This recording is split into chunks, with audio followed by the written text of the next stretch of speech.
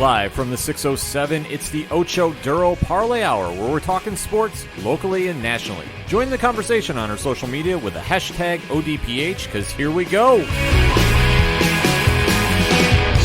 Instead of looking deep inside, every word I have to say, keep it simple. Welcome back for another edition of the ODPH podcast, better known as the Ocho Duro Parlay Hour. What is going on, everybody? Thank you for joining us this week. My name is Ken M. Joining me in studio, as always, you know him. He's the co-host. His name is Padawan J. Hello, hello, hello. And also returning to the show, he is your coach. He is my coach. He is the coach.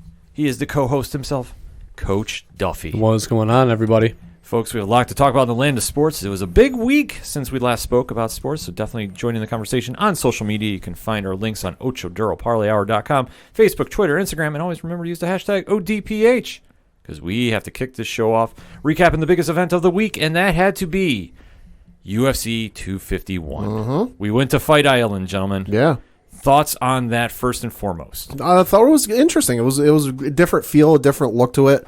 And it felt a little odd, but not in a bad way. But overall, it was a good night of fights, I should say. Coach? Yeah, I mean, it was interesting night that we had. Yeah, we definitely did. So definitely don't want to leave that out of it. And then as far as the fights go, ups and downs, some high, some low, some interesting tidbits. Some interesting characters came out of that card. Yes, they did. But all in all, I thought it was a great show. Kudos to the UFC for being able to, have 6 days notice and find a guy willing to get into the octagon with, arguably pound for pound one of the top fighters in the UFC right now. So good for Masvidal and, good for Usman too, because, just cemented his legacy. Absolutely. We had a kind of crazy night here. If you were on the Twitch stream with us, twitch.tv/607 podcast, we were live streaming the event with our friends over at 3 Fat Nerds. Having a great time. Having a great time. That was a lot of great feedback. I almost want to say we're almost at 100 views. Wow. Like, we were really rocking and rolling going into the main card, and then lightning struck literally as we were ending the second stream, and we unfortunately had a blackout locally. So power was lost for, I want to say, over 5,000 residents here locally. So unfortunately, due to the blackout, we had to go move locations, couldn't continue the Twitch stream. We did make it in time, though, for the second fight on the main card. So we did miss the first one. Yep. I did watch it, so I can speak a little bit on it, but we are going to be recapping the main card. So let's get into it, Pad.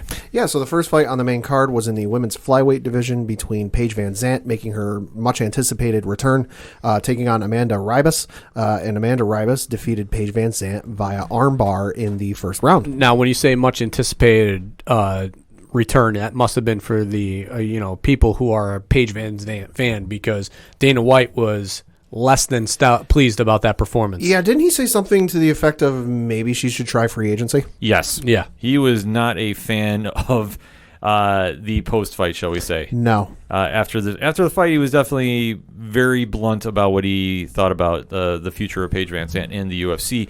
And Ribas looked great. I mean, obviously, submission in the first round, you can't go wrong with that. Oh, kudos to her. I mean, submission early on, that's great. Yeah, and for Paige Van Zandt, who has, I will say, kind of a polarizing reaction with MMA fans. Yeah. Because she came in under a lot of hype. Yeah. And has not really delivered on the skill level. Right. I mean, because you look at her record prior to coming into UFC, she made her UFC debut back in a fight night in November of 2014, and prior to that, she was 4-1. So clearly the hype was there. But then you switch and you just look at the record from the time she's in the UFC, she's 5-4.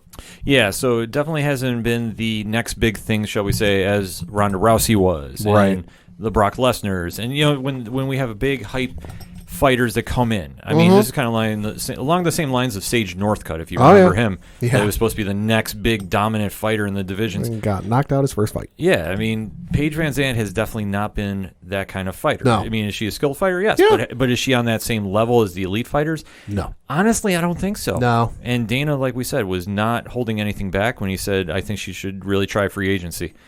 Because I know her contract is now officially up with the UFC, so where she goes from here is anybody's guess. But I don't expect to see her back in the UFC octagon anytime soon. No. Maybe a squared circle. You never know. You never know. So next fight up on the card. It was in the women's strawweight division between Rose Namajunas and Jessica Andrade, and Thug Rose won by split decision.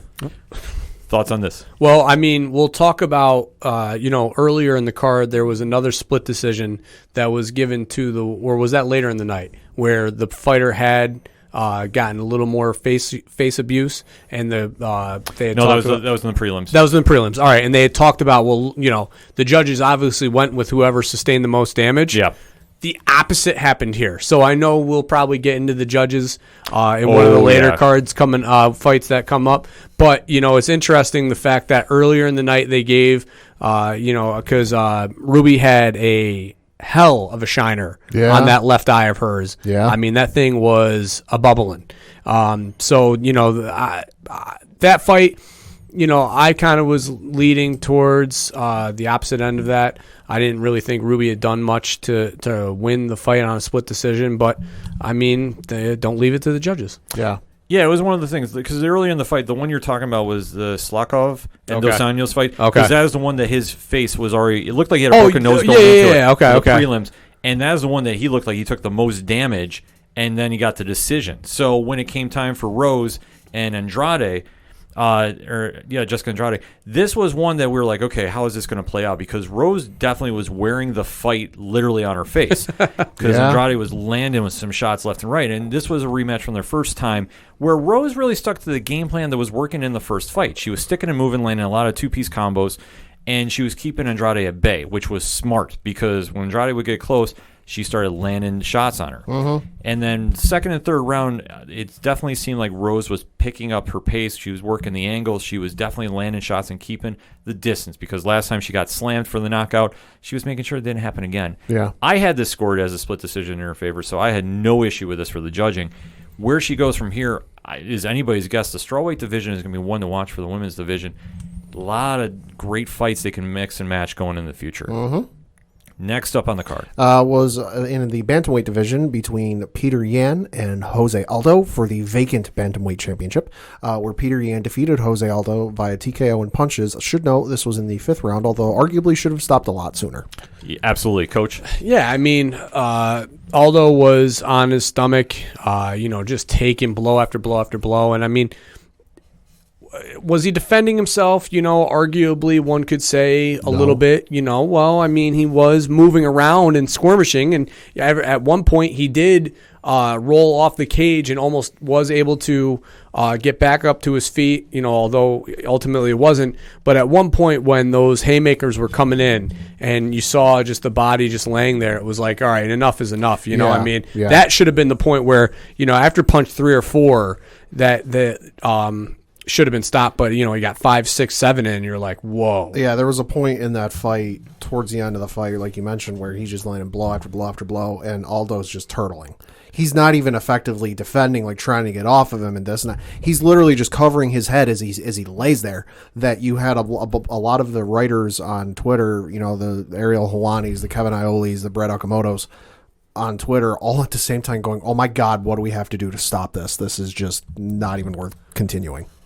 Well, I just want to, Ken, real quick, as the UFC guy, I mean, there needs to be something done about when a guy is on the mat that way.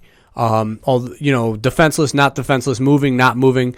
The punches to the back of the head in that position, I feel, are way higher. Like, I mean, I feel like Aldo took maybe 3 or 4 while, he's trying to, maneuver those hammer fists into a position where, he's not hitting him in the back of the head, but ultimately he is. Something needs to be done about that to me, because while a guy's trying to defend himself, but now, it's against the rules to punch in the back of the head, and he's trying his best to hammer fist, but ultimately these hammer fists are landing on the back of the head. How is that fair for Aldo to try and maneuver out of that when he's got to deal with that now? It's a tricky line. It's tough. I'll be fully honest about this. It's a very tricky position for the referees to be in, because what they're trying to assess is what angle the shot is coming in and how much damage is it doing straight to the back of the head. Is it deliberate? Is it not?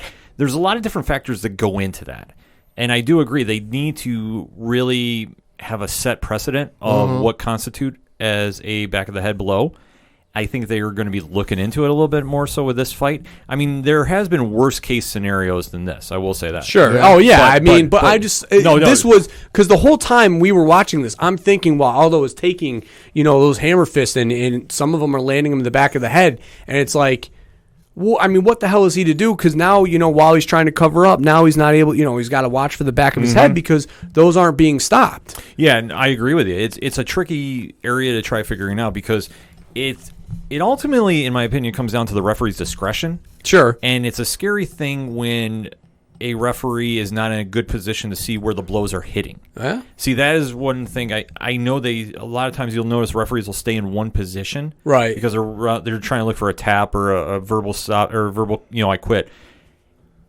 What they should try doing is maneuvering maybe a little bit more. Like I'm not saying go make like a full circle around, but be active, be an athlete in there. I gotta say, I was also having flashbacks of John Jones, Matt Hamill back in 2009 when John was just absolutely beating the shit out of Matt Hamill. Go back and watch that footage to where the point where John looked at the ref. I forget who the ref was. He looked at it, he's like, "Stop it." He's like Mario Yamasaki. He looked at the ref and I think it was. He looked at the ref and basically looked at him and was like, "What more do I have to do?" I was having the deja vu with this fight because no respect to Jose Aldo, one of the best fighters there is, he wasn't doing shit. No. And he's on the ground turtling up, and Peter Yan's just beating the holy hell out of him. And I'm like, call the fight here. And I'm not taking away anything from Yen's performance, certainly, because dissected him. I'm just saying from the standpoint of in other instances, this is not the first time that a guy's been on his stomach trying to maneuver to get his way back, but punches to the back of the head fucking hurt. Oh, absolutely. That shit hurts. So you take these and you sustain these blows, and that could be ultimately what makes you turtle up and lead to not being able to get back into a fight. Yeah, absolutely. No, I fully agree with you on that. That's one thing I was noticing too is they seem to lock in one position. I understand they're trying to look if a choke was getting put in place or neck submission. There isn't. If you're raining shots, I understand you're trying to see what the fight's doing and see if the fighter's trying to tap, but you also should just, as you're doing it, kind of glance up a little more. And I think that's one thing they didn't do in this fight. Not saying it was the deterrent, but but I agree with you though. I think it's something they need to look at. And it's tough too because they were up at this point against the cage. Yes. So I mean, for him to be able to sweep across, the only way for him to actively be able to do it is to come around the fighters. Which when you're shuffling aside, now you're lined up and you're almost like a batter pitcher or a batter catcher umpire type, behind each other. You can't see that choke coming. So, that's a dangerous position. So, unless you really scoot across, it's tough. It's one area that they're going to definitely, like I say, they need to take a look at. I don't want them to have a referee on the outside of the cage looking in because I think I think that kind of complexes a lot that goes on to the fight. And like I say, it's something that I know they're going to try working at because I imagine because this seems to be, I don't want to say a growing problem, but it's a very noticeable problem. I just had the idea, though, of an outside ref, and I think the only instance where if they do an outside ref where maybe the outside ref can kind of jump in is have the outside ref there so that frees up the inside ref to go around and really keep an eye on things so that way the outside ref can stay there, and if the ref is if I'm on one side being the ref and the outside ref's on the other side, I can move around and I keep going. That outside ref, if he sees a tap and I'm not on the right side, that outside ref can go tap, tap, tap. And particularly, this might work when they're against the cage. Yeah. So just have it so that the outside ref can't call anything else. But if he's there for saying, hey, he's tapping, then that kind of frees up the ref to move around and kind of really get a good look at things. It wouldn't be a bad idea. But like I say, the only thing that you're going to get into the, kind of a gray area, so to speak. Right. Well, Yen's in a tough position, too, because while Aldo's moving his head, he's trying to land blows because he has to show that he's working. Otherwise, they're going to stand up. So it's not fair to him either. It's just it's a tough predicament for both positions or all three positions because it's just the way the fight game goes. Oh, absolutely. I wish that in some way that the fighter could be on the bottom could be protected a little bit more from sustaining those blows to the back of the head. No, it's a great argument. I don't fault that at all. Like I said, you fall into a gray area, though, of where is too much refereeing involved. Because as we're going to get into for the next fight, when we're talking about multiple judges, what are they looking at? Yeah. That could be the argument against it. But I do think, though, if they had somebody on the outside of the cage watching that, or assign different areas that they should be watching for ground opponents and ground attacks, that might be an area if this continues. But like I say, it's becoming more of a noticeable problem, at least in the past 6 months, I'll say. Yeah. But for this fight, though, Peter Yan and Jose Aldo stepping down to 135, I've said this multiple times, I'll say it again. I don't really like him at 135. I think the weight cut definitely throws him off, and it definitely looked it in this one, because the one area that I thought he struggled was when we got to the deep rounds. Like, Peter Yan won the first round decisively, no question about that. Aldo did bounce back, though, and had better striking. They both started doing a lot of body shots, which was one very telling point of this fight. In the third round, though, it was very close. I thought Aldo was winning the round, but later Yan started turning it on. The fourth round was all Peter Yan. No question about that. The body shots took him out. Or some of those, yeah. Yeah, some of those were just I think it's even worse because there's no audience and you can't hear a crowd, because some of those sounds coming from those body shots were just awful. That you knew Aldo was finished. He should have been finished in that round. The fact it got to the fifth, he had nothing left, and he was a defeated fighter. I think a lot of it, though, as Coach touched upon, was back of the head shots. I think we're starting to wear a little bit. Was it the complete factor in this fight? No, absolutely not. Yan just was a better fighter, and that's why he won. That's why Aldo at this stage, I think, should go back up to 155. I don't like him at 135. I understand you could try making a run. I mean, he had no issue making the weight cut. He did not look right in this weight. No. But as for Peter Yan, he has now filled in the vacant bantamweight title. His next fight, if all goes according to plan, and I hope it does, is Aljamain Sterling. Sure. Long overdue for that fight. I'd say so. I don't see any other competition there. Albeit, though, they can definitely throw in a Cody Garbrandt if they want. They can definitely mix and match some names in that division. The bantamweight is getting a lot stronger for a division, which is good. I think so they need it. The more parity you have in a division makes it a stronger one. As we're going to see as we go up to the next fight, which had the most controversy. Yep. And I definitely want to get the panel's opinion on this one. Pad? This was the co-main event for the featherweight championship, with Alexander Volkanovski defending his belt against Max Holloway, and Alexander Volkanovski defeated Max Holloway by split decision. The results being, and since we're going to get into judging, I will read the scores on this one. The scores were 47-48, 48-47, and 48-47. Coach, your thoughts? Well, I think this was set up from previous fight from a few months ago. Dominic Reyes versus John Jones. The champion, suffered early losses in rounds 1 and 2, definitively. Yep. Max Holloway absolutely won those rounds. Round 3, in the John Jones fight, Reyes won 1 and 2. Then round 3 happened. Now, who or what happens in round 3 is, I guess, up to you and your ideas of who won a fight.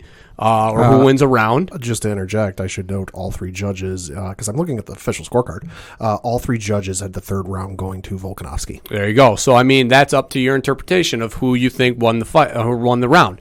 We in the group thought Holloway had done enough in the third round to... No, not you, Ken. All right. No. Well, the third round is questionable. All right?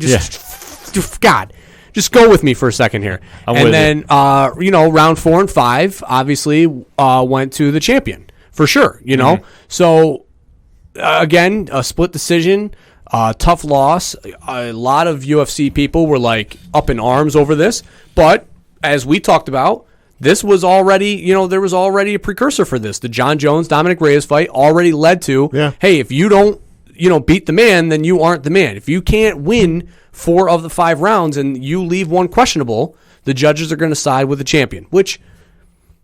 It makes sense. They did. Pad? I'm just looking at the stats from UFC.com. Total strikes, Alexander Volkanovski had 139 out of compared to Holloway's 111. And then for significant strikes, Volkanovski had 137 significant strikes compared to Holloway's 102.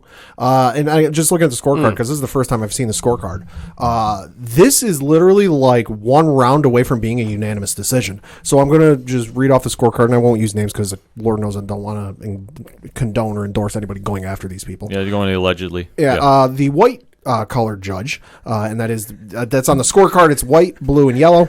It's true. It is. Yeah, coach, look at it. The white scorecard for the judge had the first round going to Max Holloway 10-9. Second round going to Holloway 10-9. And then rounds 3 and 4 going 10-9 to Volkanovski. And then the final round going to Volkanovski. The only difference, just to shorten this up, in this is the second judge gave the final round to Holloway. Outside that, everything else is identical.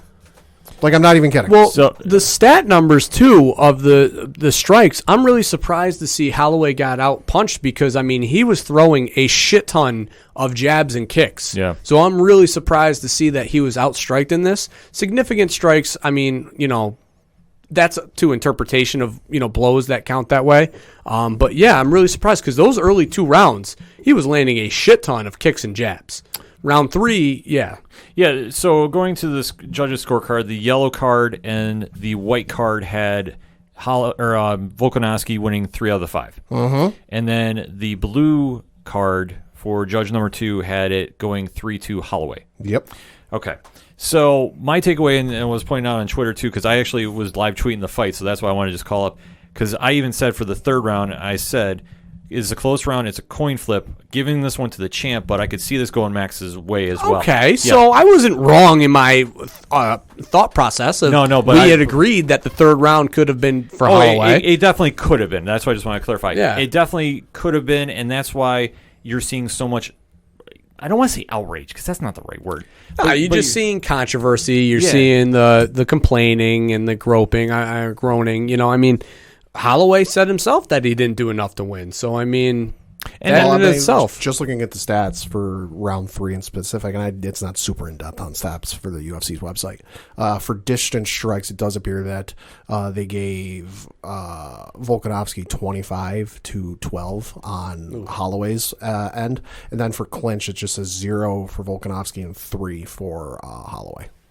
Yeah, it was one of those areas that this was a very good fight, and it was very back and forth. I mean, you could say what you will about Max's style. Max is fighting a lot like the Diaz brothers. He does work his jab a lot. He stays out of the I mean, who I thought he looked like a lot was John Jones. Yeah, there's elements of that. They do a lot more sticking and moving. Like, well, you got those long arms. Yeah. You got the reach. Jab and move, And I think that Holloway had the smart game plan, albeit, though, his whole training camp was done via Zoom, which is absolutely wild to me. In hindsight, might not have been the best idea. No, definitely not, but I think under the COVID era right now, you got to do what you got to do. Yeah. So I'm not faulting him about that. It was just wild to hear that that's all he did for his training camp was Zoom.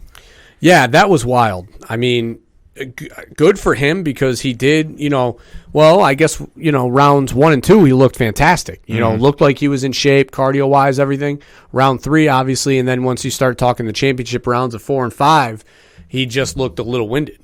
Yeah, so anything is possible where the judges are kind of deciding what you want to do. And that's why I say he did look winded in those later rounds. Like, he just looked like everything caught up to him. And that's when Volkanovski took over. He took over the championship rounds. Not like Max has not been there before. No, he has. But this was one area that Volkanovski weathered the storm. And like I said, that third round, it was so back and forth. I mean, that was your deciding championship round. Mm-hmm. I think that if you tried saying the Max didn't win 1 and 2, I think there's an issue. I would really have with that. And Volkanovski dominated the last 2 rounds. Oh, yeah. So that being said, where do you go from here with Volkanovski and where do you go with Max? That's your question you got to ask. For Max, I think it's a little tougher question now because you could do an immediate rematch, maybe, because Dana White has been very vocal. He thought the judging was awful in this one. He said, and I don't think it was him, but I think other MMA media has been saying it was highway robbery. Like, it was just, I saw a couple tweets like that. So you could make that argument. There is, tomorrow as we're recording, a UFC card over in Fight Island, Yaz Island, and it's Qatar versus Ig. The winner could go fight Max. And I think that would make a lot of sense, too. I think that for Max to take the time off and wait for an opponent to rise up to see where he wants to go, I think makes a lot of sense.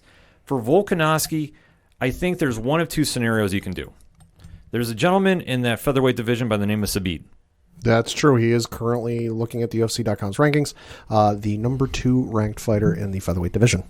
I think that he would be an excellent challenge for Volkanovski. In fact, I like Sabit a lot in that one, a real lot. Or Volkanovski could wait for the winner of Brian Ortega and the Korean Zombie. Ooh. Which, unless they want to take one of those fighters out and put them in the title picture, which I know Korean Zombie called his shot and said, don't worry about going to the judges. It won't make it that far. And I love Korean Zombie. I think he's amazing. You got me sold on the Korean Zombie idea. Yeah. Oh. I mean, I would think go, at first I was like, yeah, Holloway, I mean, the trilogy makes sense. I mean, unfortunately now Holloway has lost 2 of the 2 fights against them. So I guess I would go 1 versus, or I would go 2. Who was 2? Zabib. I would go Zabib. And then I would go Holloway versus the winner of the fight on Fight Island. Okay. And then throw them, whoever wins the championship fight, have Holloway and that guy go against each other down the road. Yeah, I mean, there is a little bit of leeway you can do for fights, because I don't think anybody would really be mad if Zabit went there or the winner. Just to interject, Zabit can't take the fight. He's scheduled to face Yair Rodriguez on August 29th, 2020 at UFC Fight Night 176. Well, you this up. Maybe so, but the UFC could definitely pull some fighters if they wanted to. I mean, that's the one thing about having a deep division. The featherweight one has now really got some interesting fights that can mix and match. So if Dana really wanted to pull somebody out of a fight to do that, I'm sure he would. For Zabit, Yair Rodriguez, man, that's not going to be a good fight. So that being said, we'll have to wait and see what's going on in the featherweight division. But we now got to talk the main event and all the craziness that went involved with it. Yeah. So that was, of course, the matchup in the welterweight division between Kamaru Usman, the champion, and Jorge Masvidal, of course, stepping in on 6 days' notice. Kamaru Usman defended his belt via unanimous decision and in dominating fashion. Holy shit, I didn't realize this until I looked at the stats on UFC.com. Total strikes. Kamaru Usman, 263. Jorge Masvidal, 88. Coach, your thoughts? Like I said during watching this fight, if I was Masvidal, and I mean, in this fight, he was clinch game was strong for Usman. I mean, way strong. And he had him pinned up against the cage for what felt like eternity. I don't even know how long it was. I mean, it was like when the Giants played the Patriots in the Super Bowl. Time of possession was 2-1. And I'm trying to remember that game, but nothing's coming. Yeah, nothing's coming to mind. Yeah. And there was a lot of the finer gamesmanship, if you will, of the UFC. And Usman taking advantage of the foot stomps. Mm-hmm. And I said this many of times during the fight. If I was Masvidal, I would have kneed this man in the balls for stepping on my foot that much. Yeah, there was a lot of low blows during that entire fight night. I would have had it after stomp number 4 and said, enough is enough. I'm sending a message. Knee, meet groin, meet you on the floor. No more. Yeah. And when Usman would have fell to the ground after that knee, I would have looked at him and said, you stomp on my foot again, and I'm doing it again.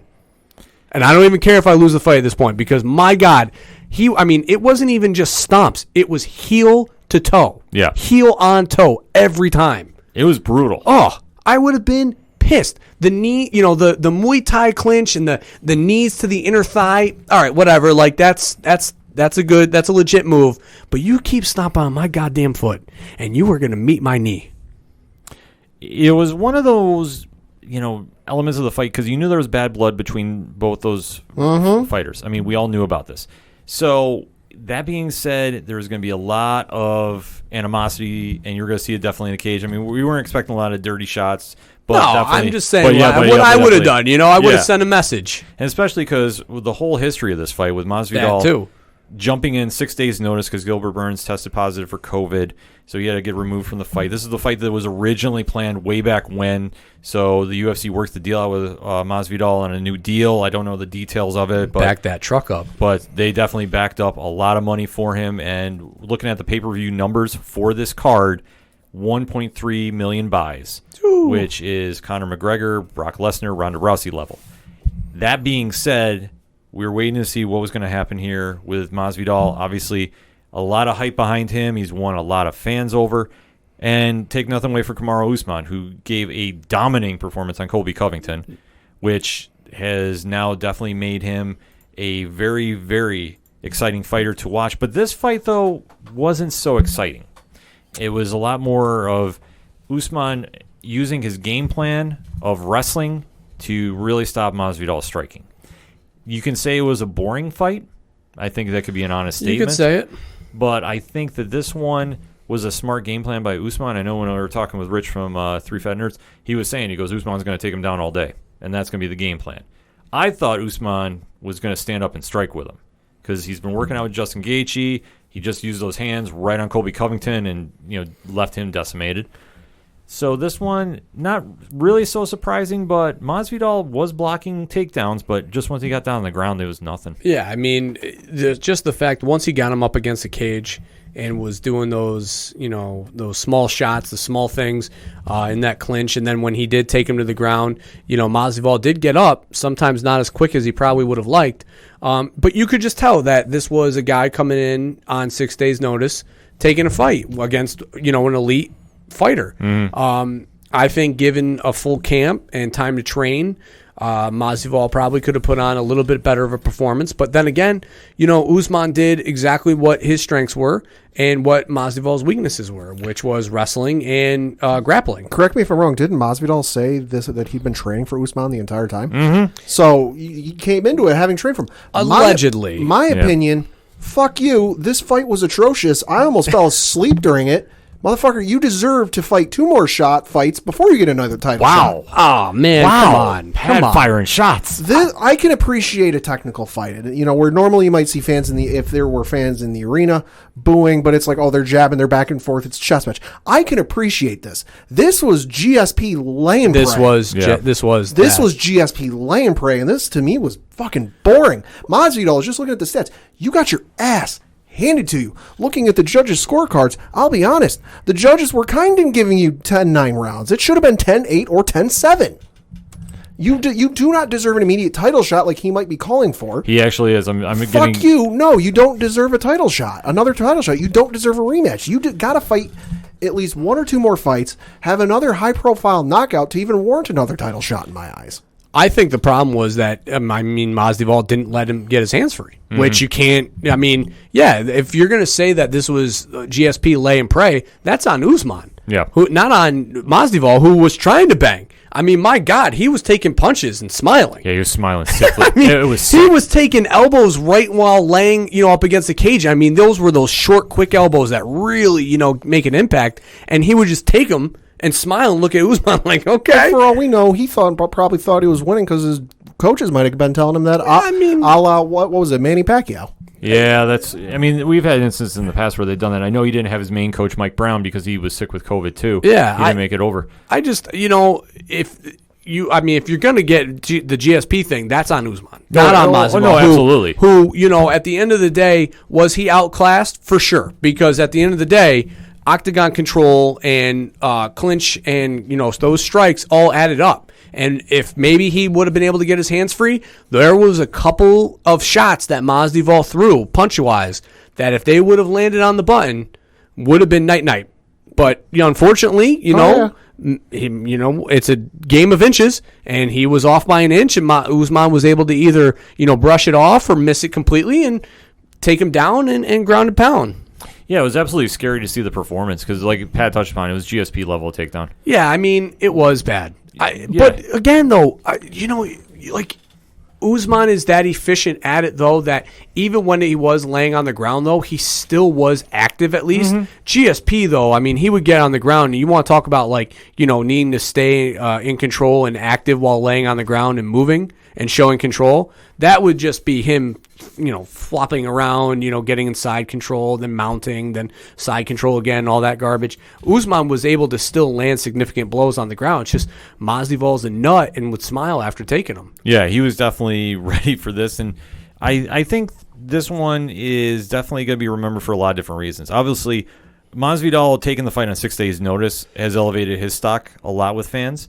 Well, and probably with Dana, too, because, Dana, you scratch his back, and he will scratch yours. Dana's already been singing his praises and saying now he's a bona fide star, which the only time he's kind of referred to that is Conor and Ronda and the big names.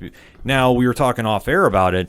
Can he draw another million buys his next fight? Yeah. It depends on who he puts in the octagon with. I agree, yeah. With Conor, when he came back and fought Cowboy will chirp. So, I mean, yeah, everybody's buying the fight to see Conor, but they're seeing, they want to see Cerrone knock out Conor. You know what I Right. mean? So, yeah, all right, I'm buying the fight because I want to watch Conor. But at the end of the day, I'm buying the fight because I want to see Cerrone beat Conor.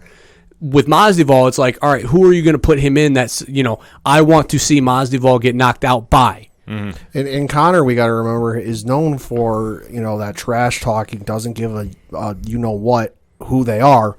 Will trash talk anyone. Let's not forget there was that one press conference where they had all the champions and all their challengers that getting ready to fight, and Connor was ready to take on every male fighter on that stage, and was ready to go. He's known for that. People tune in for Connor because.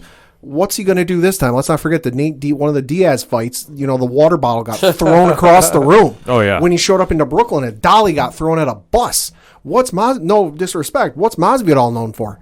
Knocking out Ben Askren in 5 seconds. Congratulations. That's not much to go off of. And being thug Jesus, baby. Yeah. I mean, Masvidal, if you follow his career, I mean, he definitely has the same kind of level of a cult fan base, so to speak, as like the Diaz brothers. I mean, as I'm Kimbo. sold. Oh, yeah. I will say, I did laugh at the one post I saw where he was on his flight over to the Arab Emirates, and decided to stop his plane in Italy for some pizza. I did find that absolutely hilarious. I mean, my God, this dude wore a pink robe to get COVID tested. Yes. I mean, like a Street pink, Jesus. a pink Versace. Street robe. Jesus, baby.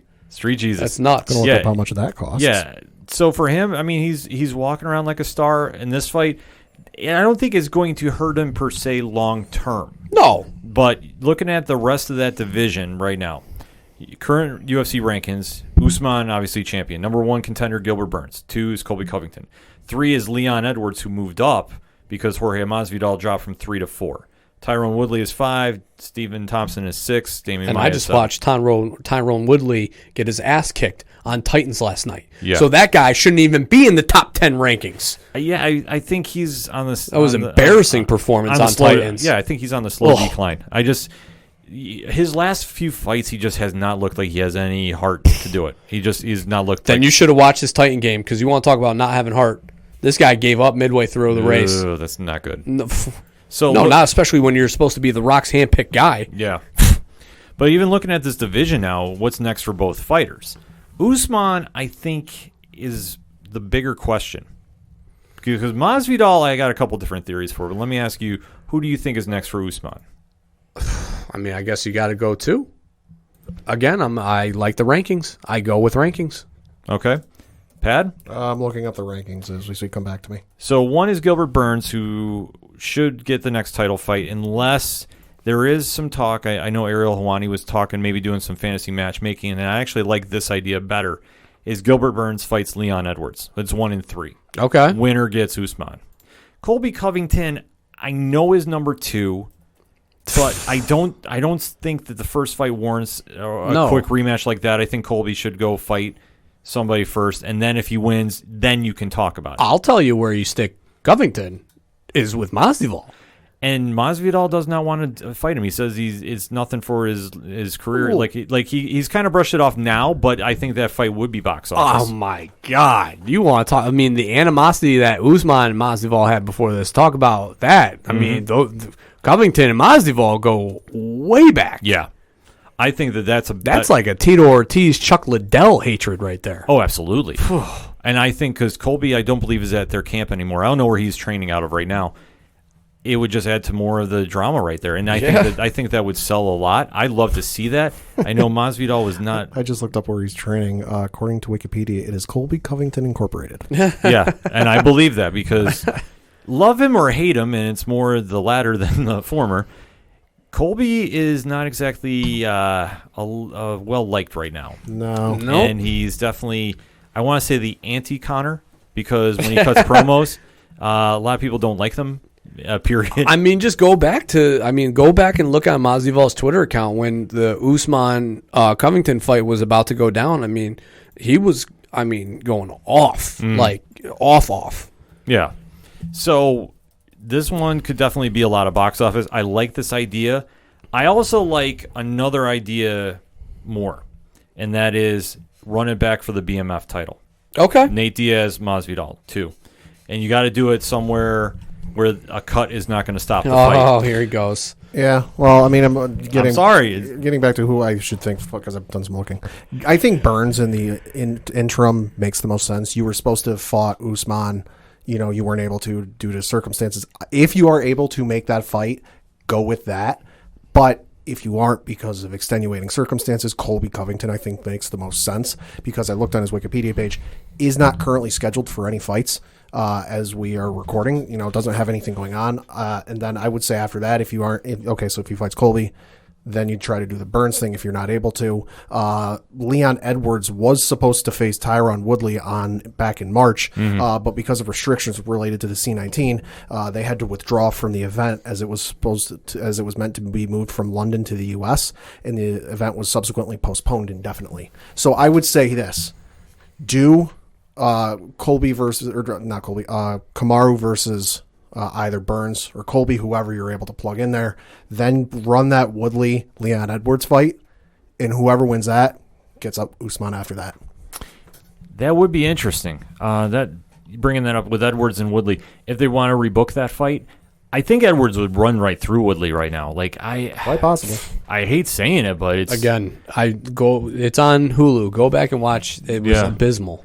Well, that's the thing with Edwards. And his last fight was that way too. When he fought Usman, those axe shots to the ribs were, vicious. But at the end of the day, I mean, he checked out long before those parts of the fight happened. Yeah, it was just one thing. When you become champion, sometimes you become complacent. That's what Rocky III was about, right? Yeah, you're on top, and once you're champion, you have to keep yourself motivated for the long term. And I know that, at least in my opinion, he was doing some other things outside of the octagon, and I think that the drive wasn't there.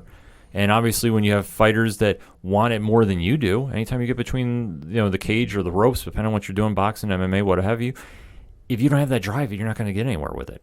And I think for Woodley now, if he loses again, I want to say that's 3 in a row. That would be somewhere it's a losing streak. Yeah. If he faces Edwards, you got to bump in that number one fight. You got to either give him the title shot or you got to give him number one contender. If they did him and Burns, I'd be okay with that, though. Mm-hmm. I really would. Because I know Burns came off an impressive knockout to earn the number, to leapfrog everybody, because nobody would step up to fight Usman at the time. That was when Masvidal was arguing about his contract. So if you want to do Burns, I'm okay with that as well.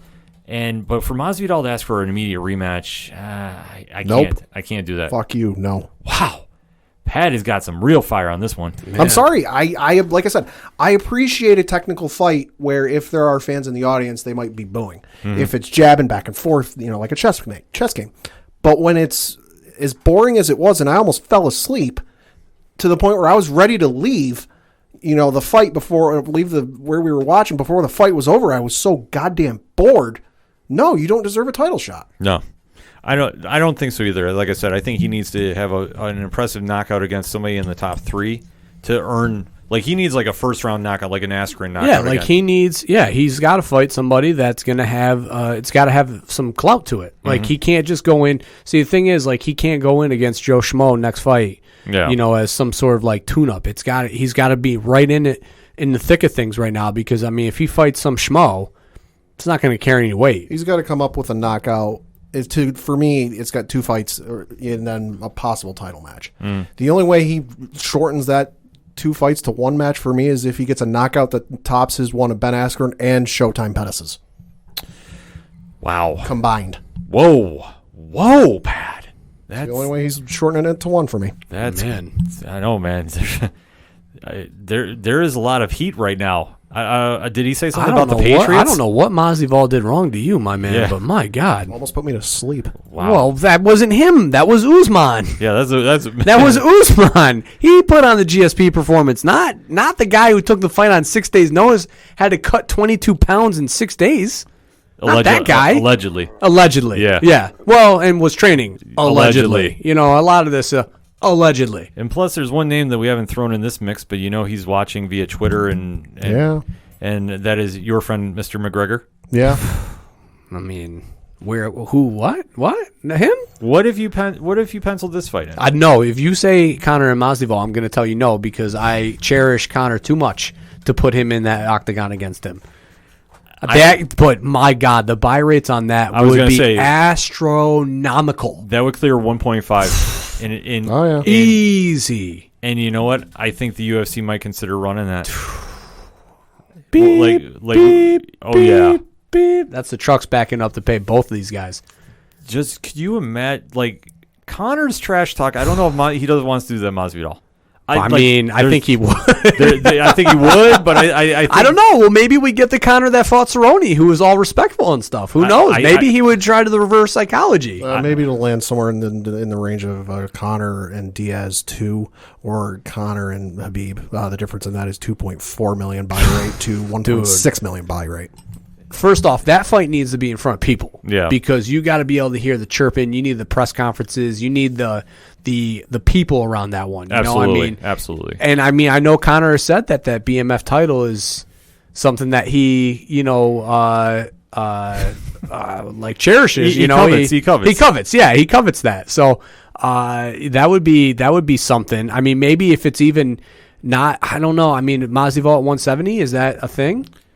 Masvidal fights at 170, so yeah. Oh, all right. Yeah, so that's okay. So Connor's good then. Yeah. All right. Yeah, because Conor wants to stay at 170. So perfect. Yeah, Masvidal can drop to 155 if he wanted to. But there's been no talk. Because I would say, can you imagine him and Gaethje? There's a lot of different ways you can go now with Masvidal. I mean, talk about the name with clout that he would need to fight. That would be it. That would be Conor. Yeah. Yeah. I'm saying if they did that buy rate, and let's say, oh my God, I can't even imagine. Like, people would, like, even if they couldn't, like how I couldn't get with you guys to watch the Khabib fight, so I ordered it on my own. That's what people would do. They would be like, I can't get anywhere. Shit, I'm gonna bite the bullet. I'm gonna buy the $69 fight on my own. Like, that's what people will do. So the buy rates will be huge. Yeah, that's the problem the UFC has now, and what a good problem to have. I mean, we talked early on during the Twitch thing about boxing and like why people don't buy boxing because it's one fight. Everybody, you don't want to pay $69 for one fight. Yeah, I would buy that one fight. I wouldn't even need another card. I wouldn't need any prelims or anything. Just give me that. And it's one that's box office. It'll draw. You want to talk about a major event? Like, right. Could you imagine, just to kind of close this out with, the first sporting event in front of fans? And we're talking like, you could fight this in Dallas. Yeah. You could do it in Cowboy Stadium, and you could do it like with social distancing and everything. Well, not even just that. Like, I'm just saying, like, if you do this realistically, like when perfect world, everything's back to normal and everything, you could fill out AT&T Stadium and actually not, like, how they normally run the events where they'll like bring in the bleachers and they'll kind of cut off half the arena. Yeah, you wouldn't need to do that here. You could run WrestleMania style and still sell it out. Yeah, it would be arguably the biggest event in MMA. Yep. I mean, the only thing bigger would be Habib versus Conor, but I don't think we're going to see that. Or like Jones versus Lesnar. Yeah, we're definitely not seeing that. Yeah. At least in an octagon. Maybe in WWE, right? But we might see it somewhere. But the UFC has got a lot of questions going into the first night of Fight Island, or the first night of Fight Island, should I say. Definitely a success on a lot of levels. Definitely some headlines generating out of that. I know they got another fight card scheduled this Wednesday. I believe one the following Saturday. This coming Saturday. Yeah, 4 fights coming up in the next 2 weeks. So definitely get excited about that. But hit us up on that hashtag ODPH. What was your takeaways from UFC 251? We definitely want to have that conversation. We're going to take a quick break. We'll be right back. Well, hello there. I'm Brian Wayne, host of the Cheers to Comics podcast, and I'm here to bring you the ultimate comic book podcast for readers and lovers and collectors of all levels. Whether you're trying to get caught up on last week's books or you're just looking to check out the latest interview with the latest creator, this is the podcast for you. So, if you're looking for a comic book show that doesn't stray away from the topic and you're looking to get an insight from a true fan and lover of this industry, then tune into the Cheers to Comics podcast 3 times a week as I, Brian Wayne, raise a glass to this wonderful, wonderful industry that is comics. Cheers.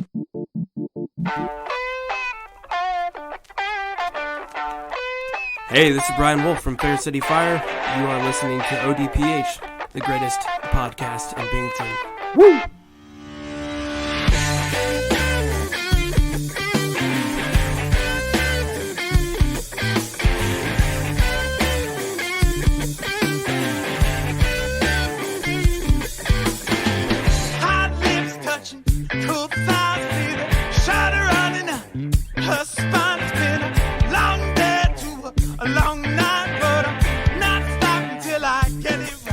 Coming back for segment number 2 on this edition of the ODPH podcast. Time to talk a little NFL. Yeah. So let's take it around the horn, Pat. Yeah, so of course I think the first one we're going to talk about, probably the biggest story in the NFL, is the football team in Washington going forward and changing their name.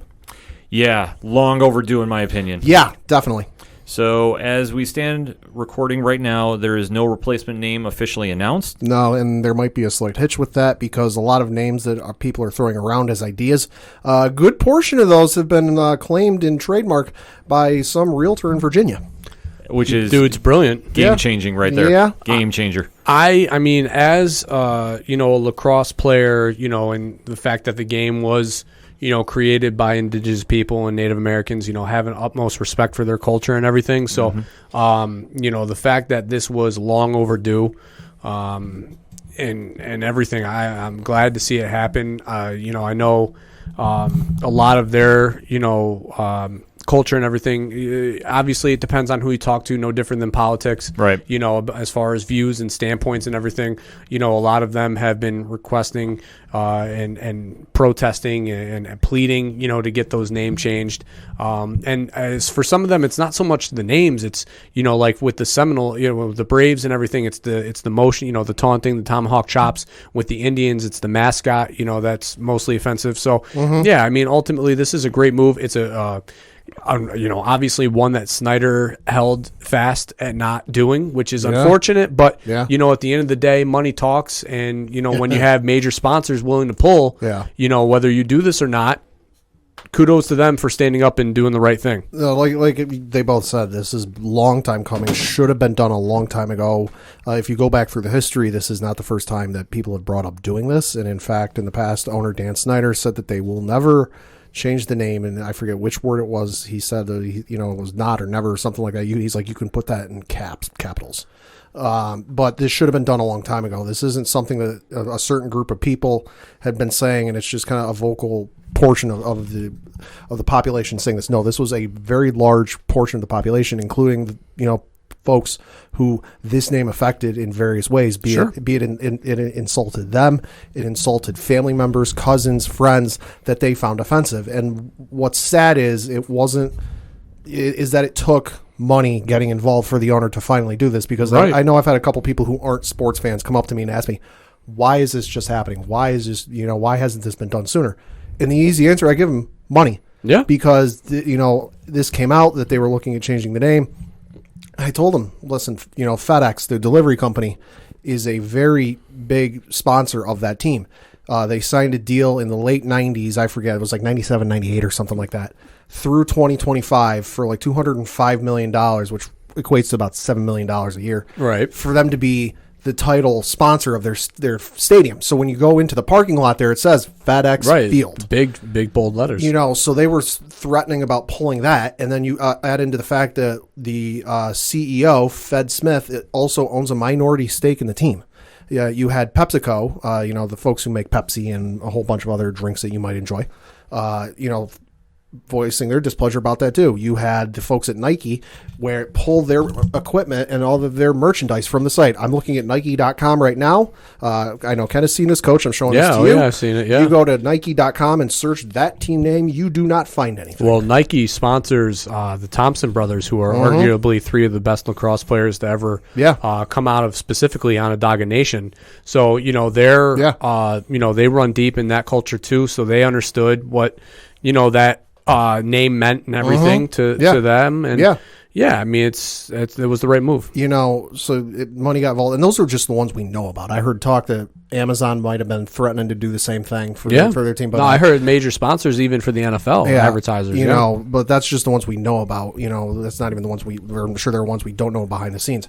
According to an article on Forbes.com, last week there was 87 shareholders representing $620 billion in assets wrote a letter asking those companies to cut ties with the team if they didn't change the name. So glad they're finally doing it. I'm interested to see what they go with. That being said, I know some fans are probably upset and you shouldn't change the name. The name, it's kind of like when the Yankees, I know this is apples to oranges, but it reminds me of when the Yankees moved from old stadium to new stadium. Right. You know, yeah, things are going to be different, but the memories are still with you. Right. You know, you're still going to have memories if you're a fan of sitting there on a Sunday with your dad, your uncle, your brother, your cousin, and rooting for him. Those memories are still going to be there. The name's going to change. The memories are still there. I mean, here's the thing, too. The Redskins haven't been good. No. So, you know, maybe this is, you know, you've got, you know, a new quarterback. You've got a new star defensive end. You've got a new head coach. You know, new things. You know, it's new. So maybe a name change might be the catalyst that all of a sudden just, you know, takes this team off and, you know, they run to a Super Bowl win or something. Perfect example. Tampa Bay baseball team. A lot of years since their inception. Exactly where I got that idea from. Tampa Bay Devil Rays. Absolute garbage for a lot of years. First year they dropped the word devil from their name and were just the Tampa Bay Rays. Went to the World Series. Yep.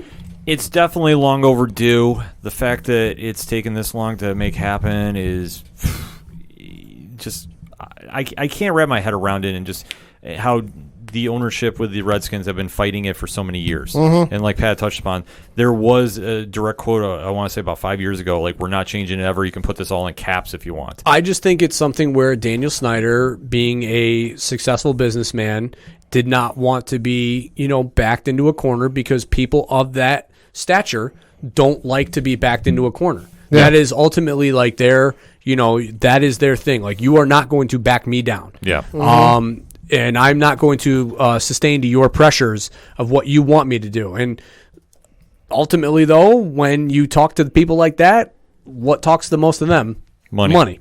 Yeah, and kudos to the organizations that were putting the pressure on to finally get this done. Because, I mean, obviously, social times are changing. Sure. So this is one area that has been long overdue to have a drastic change. Next needs to be the Indians and the Braves.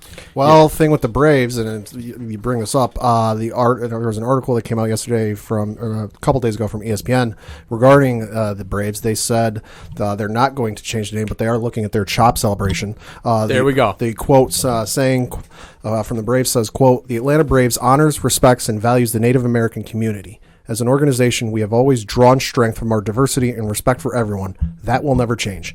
We have had an active and supportive relationship with the Native American community for many years. Last fall, we furthered this relationship and pledged to meet and listen to Native American and tribal leaders from many areas, including the Eastern Band of the Cherokees in North Carolina. As a result, we formed a cultural working relationship with the EBCI and have also formed a Native American working group with a diverse collection of other tribal leaders to collaborate on matters related to culture, education, outreach, and recognition on an ongoing basis. Through our conversations, changing the name of the Braves is not under consideration or deemed necessary.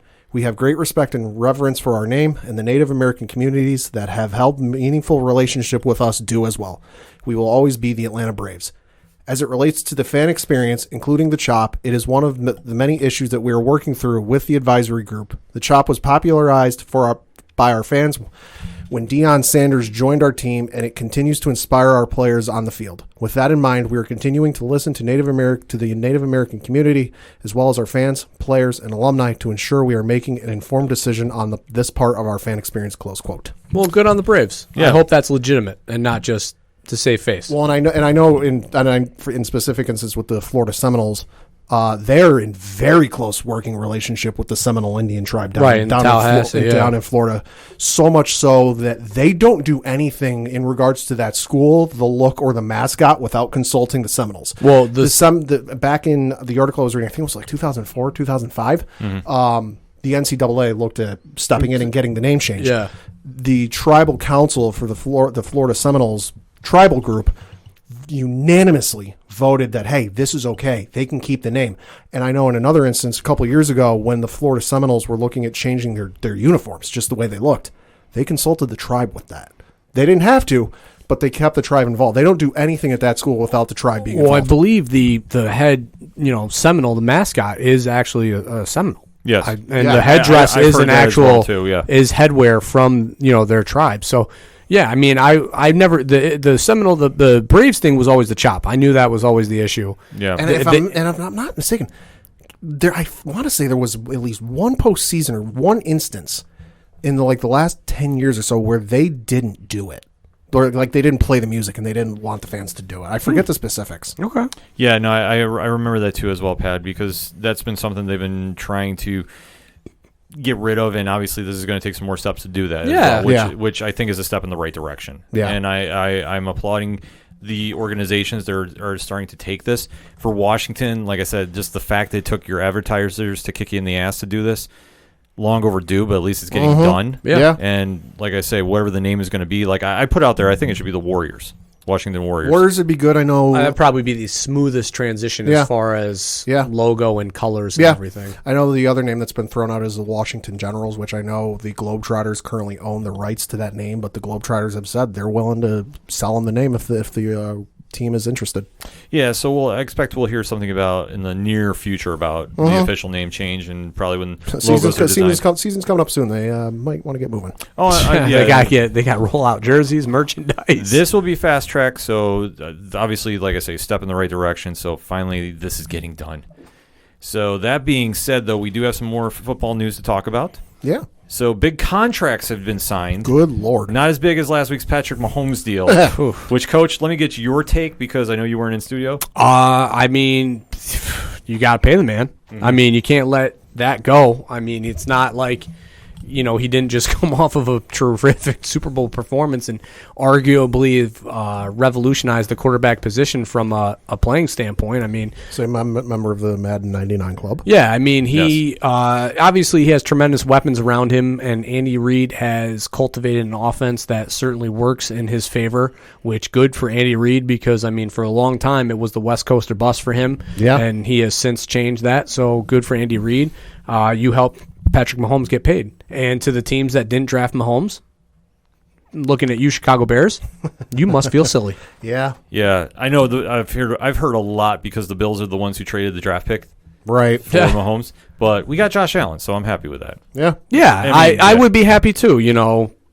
Mahomes, Josh Allen, right? Hey, he went on the arm strength in Madden. That's All right. my one thing. I mean, Mahomes is 97. Josh Yeah. Allen's a 99. There you go. Enough said. But the Chiefs also added to their lineup as well. So somewhere along the lines, they still had cap room. Yeah, how? I have no goddamn idea. I mean, their GM is structuring these deals flawlessly. I would say the finance department might want to get a pay raise because considering the fact that they just signed Patrick Mahomes to that mega deal and everyone was going, wait, how did they have this money? We thought they had like $13 left in their cap space, and even less so after Patrick Mahomes. No, they still found some money. They found a couple piggy banks laying around. See what I did there? Kansas City barbecue. They signed star defensive tackle Chris Jones to a 4-year deal worth up to $85 million. Thoughts on that, Coach? So I am involved with a group of Giants fans who, at the time, the Giants had Snacks Harrison, a defensive tackle, that they traded to Detroit for a 5th-round pick. And I argued that was ridiculous. You could have gotten way more, at least, at minimum, a 2nd-round pick, 3rd-round pick. Then the next year, they go out and they draft Joseph out of Clemson, a defensive tackle in the 1st round. Again, in that group, defensive tackles don't mean anything.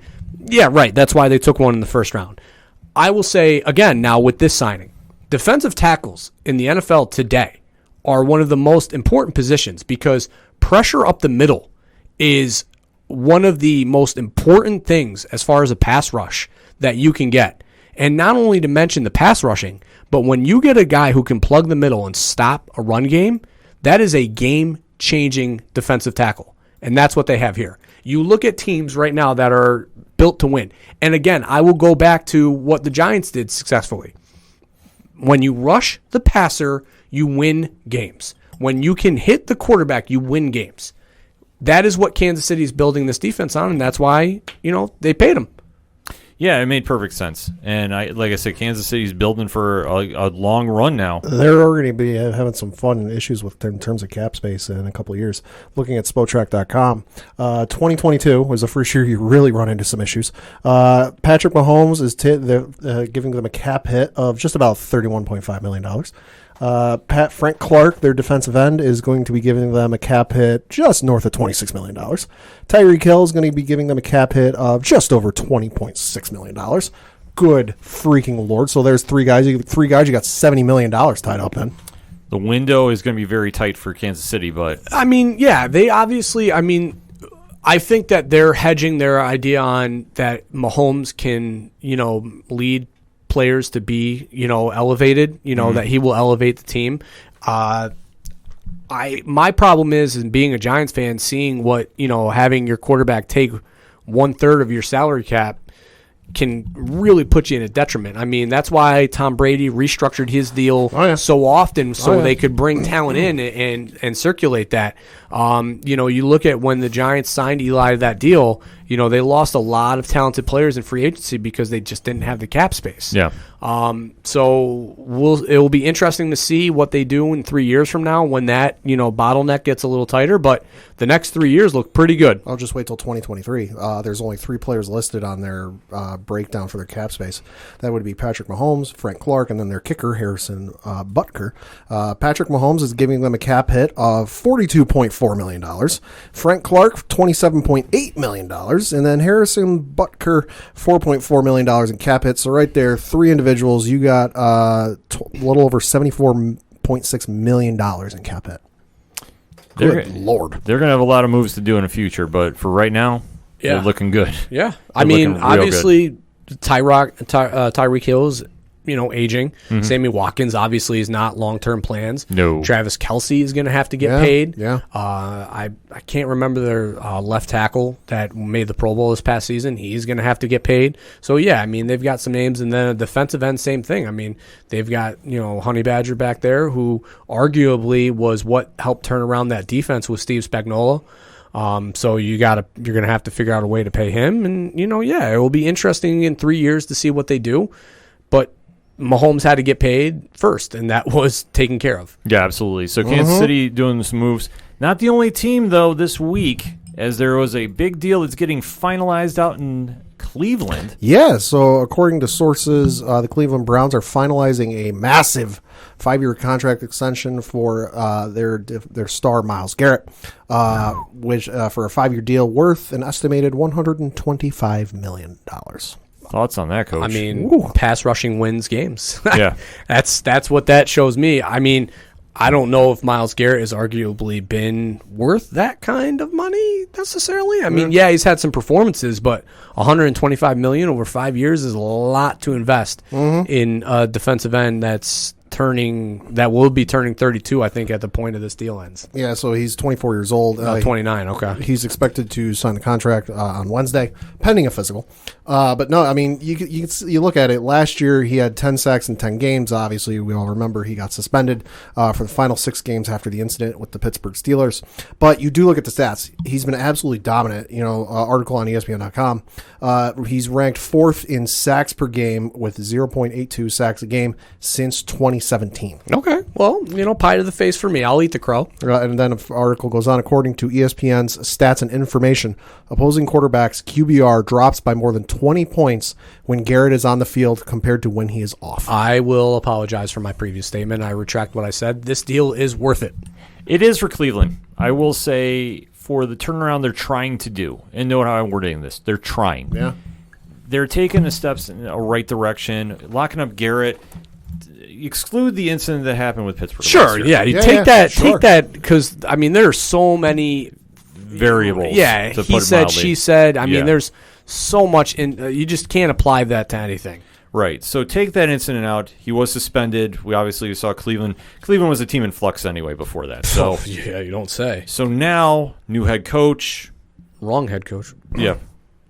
Because, I mean, just a lot of stuff with that deal. To me, I would have probably gotten a little more secure and tried to pursue a known commodity than taking an offensive coordinator. I was waiting for you to jump in. That's why. I'm saying, like, you just did this with your previous head coach in Kitchens. Yeah. Why would you then? Yeah. I mean, the definition of insanity is repeating and doing the same thing over and over and over again, thinking you're going to get a different outcome. Yeah. So, I don't know why you would have gone that route, but whatever. I'm not the Browns organization, so right. But what do I know? But for what the Browns needed to do is, you need to lock up your defensive captain. And say what you will, Garrett's been the face of their defense. Sure. Oh, absolutely. So to lock him up long term, and especially, this is nothing against Cleveland fans. I want to stress this.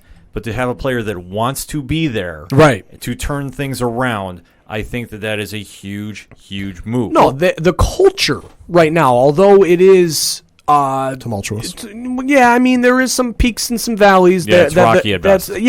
But to establish some sort of player want to be there. A Baker Mayfield who always has the chip on his shoulder and always is willing to throw it in the face of somebody else. And Myles Garrett wanting to be there, wanting to lead this organization, I think is the most important thing, because when you have guys like that, sure, you've got your personalities in Odell Beckham and Jarvis Landry and whatever.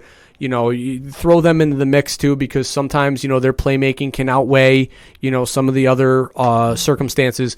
But when you got those two guys and you can build a locker room around that type of leadership and ideology of it's us against them, that is what helps turn teams around. Well, and it just makes sense for them to start focusing on defense. They've been working on getting their offense back to some semblance of decency for so many years that you finally got it at a point where, on paper, looks pretty good. I mean, last year, it looks pretty good. Now that you got the offense in a place you might like it, start working on your defense, and you'll have a pretty good-looking football team. Yeah, I mean, they've got Olivier Vernon on the other side, who had a bounce-back year last year after being traded from the Giants, and they've got a pretty damn good secondary, and linebackers that can be in the mix. So, obviously, again, I will say what I said previously. If they had a little more of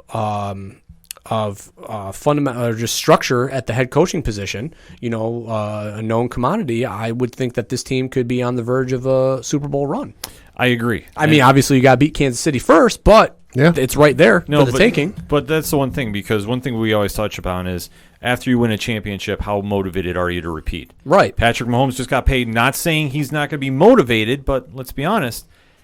If he doesn't put up the same crazy stat lines he was doing, right, but he still gets into the playoffs, it's still a win for him. For Cleveland, who has been desperate to turn this franchise around, they need to really step up and really make an impact. They have to get to the playoffs. They have way too much talent on both sides of the ball to be Atlanta of the AFC. I mean, just last year was so we were doing our picks and we said it was – on paper, they look tremendous. Yeah. They can easily win the AFC North. Mm-hmm. What will their head coaching position look like? That was our question mark. Yeah. And obviously, it was a pretty good question mark because where they are right now. Yeah. But yeah, again, I would say going into this year, especially with, Baltimore, offensively they're dynamic and, Jackson really, is a hell of a quarterback and everything, but they've shown that he has limitations as far as being able to win games using his arm strength. I would put Cleveland still in the mix. Mm-hmm. Just their coaching. Yeah, it's going to be the biggest playmaker for them. Is how well does his coaching staff deal? How does Baker Mayfield adjust? Because we saw he was struggling. He was struggling. That's another thing. I mean, 3 head coaches in 3 years, 3 systems in 3 years. Yeah. I mean, I know that Kitchens obviously was the offensive coordinator, took over as the head coach, so it makes it a little smoother a transition.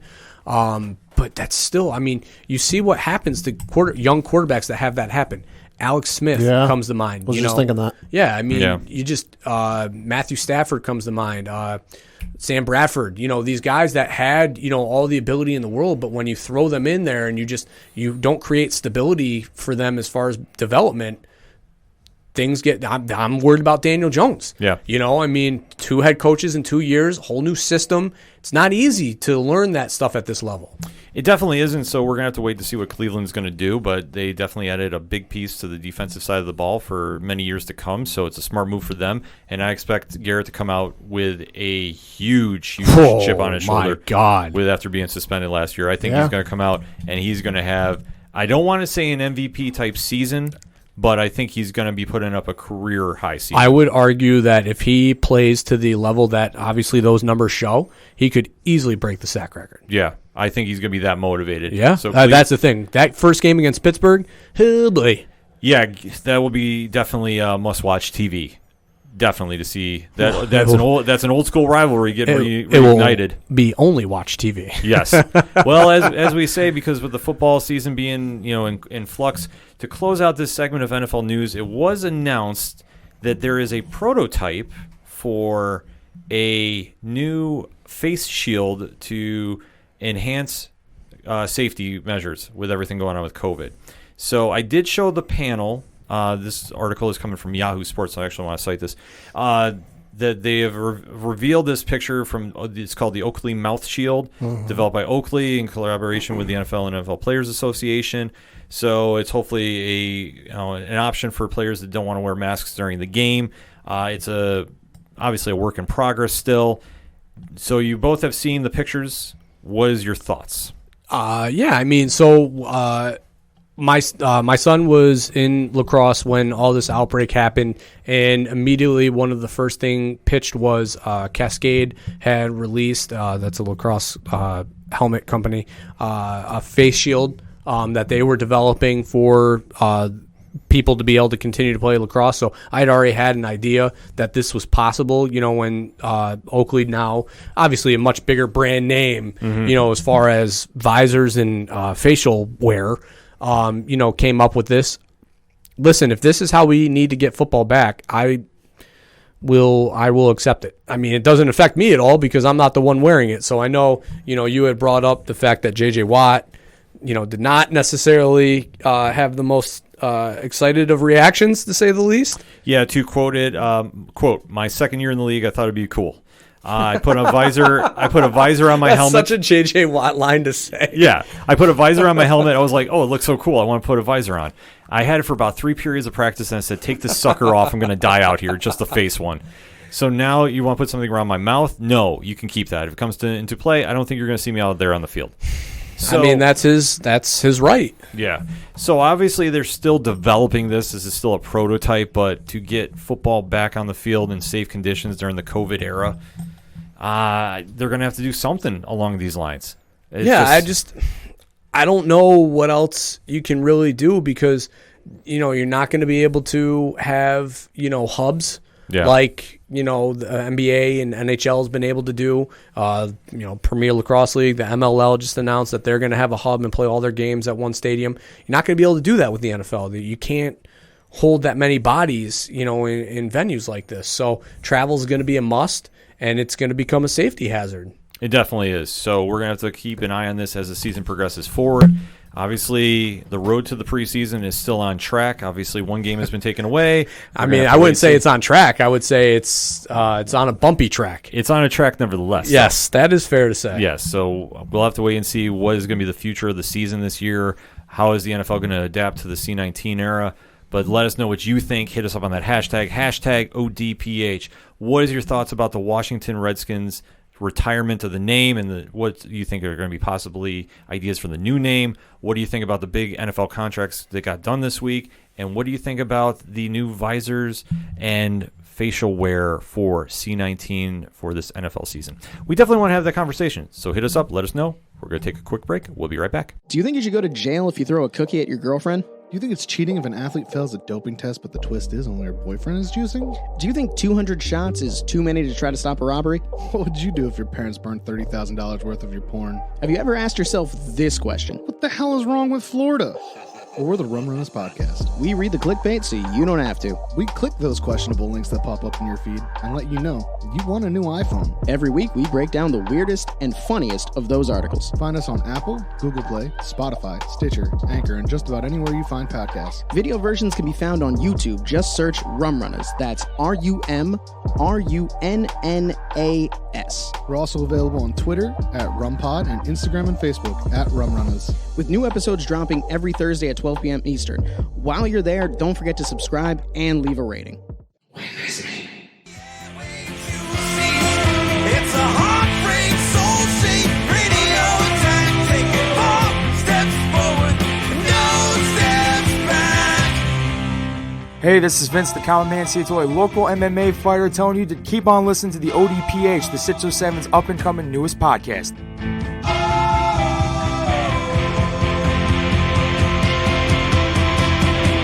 We knew right where we'd be, floating on the airwaves, you see. It's a heartbreak, soul-shaped radio attack. Taking 4 steps forward and no steps back.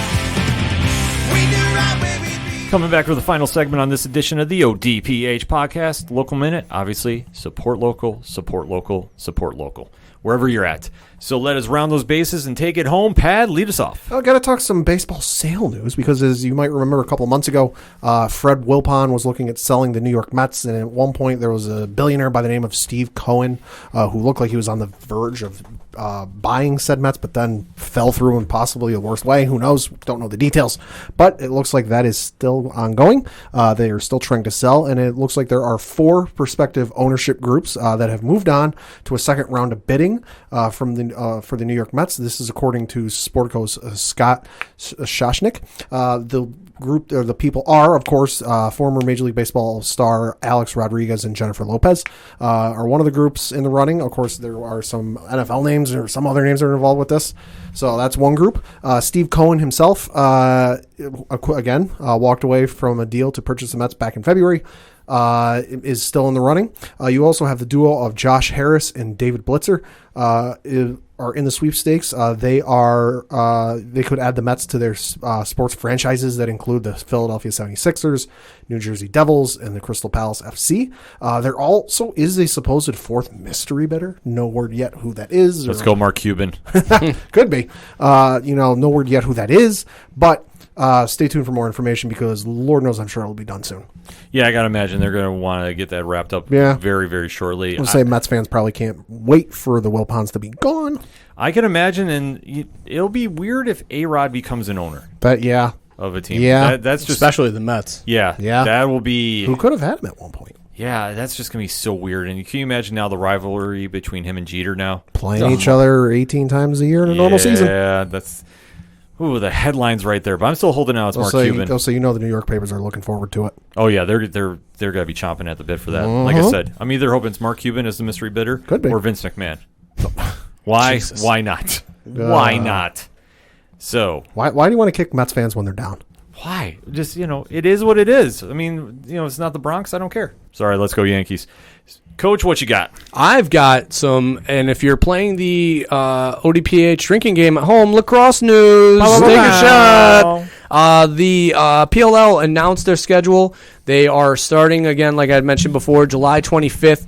They are having that first kickoff game in the championship series will be on NBC. Oh. So they have announced 7 games will be on NBC, and a various number of other games will be on the NBC networks, the NBC Sport Network, and then obviously the Gold package if you want to watch lacrosse and everything. That's also an option. So, but 7 games nationally broadcasted on NBC. That's big. It's tremendous for the sport. I can't even go in to imagine, the excitement that the players must have to be able to have the game broadcasted on national television like that. I mean, NBC is seen in almost every home, in the world or in the U.S. So a lot of eyes will be on the sport, especially, they'll be starting before, most of the other major sports start. So, a lot of focus will be there. And then lastly, in a fun little tidbit, I stumbled upon one of the best Twitter accounts on all of the internet. Okay. And that would be the NBA Bubble Life. Uh-oh. So it's at NBA Bubble Life. I want to give a shout out to these guys. They've been reposting and posting other events that have been going on with the NBA bubble. I mean, some of the highlights have been them talking about the Boban, Luka, Tobias Harris love affair that's been going on. Yeah. They've been catching Boban and Luka doing all these fun things, playing one-on-one, going fishing together. One of the interactions was Tobias Harris and Boban talking from a balcony. And, didn't the Mavericks at one point have like a DJ dance club session on their balcony? Yeah, they did. Yeah. So, and they did that. Yeah, it's DJ Maverick. Yeah. So they did that. There's been a beer shotgunning contest for charity.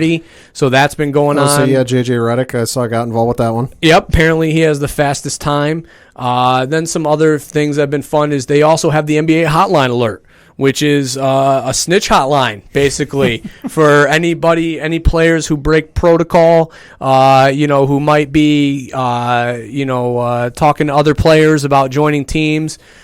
So it's been a lot of fun. If you if you like the NBA and you want to see the other side of the NBA during this COVID-19 and the bubble life, I suggest you give them a follow. I've been laughing my ass off at some of this stuff. I just followed them as you're talking here. Yeah, it's great. Go through some of amazing. these. I mean, the Tobias Harris Boban Lucas stuff is so legitimately funny because obviously they had their run in Philly together. They, it was well documented how close they were, how heartbroken Tobias was when Boban left to the Mavericks.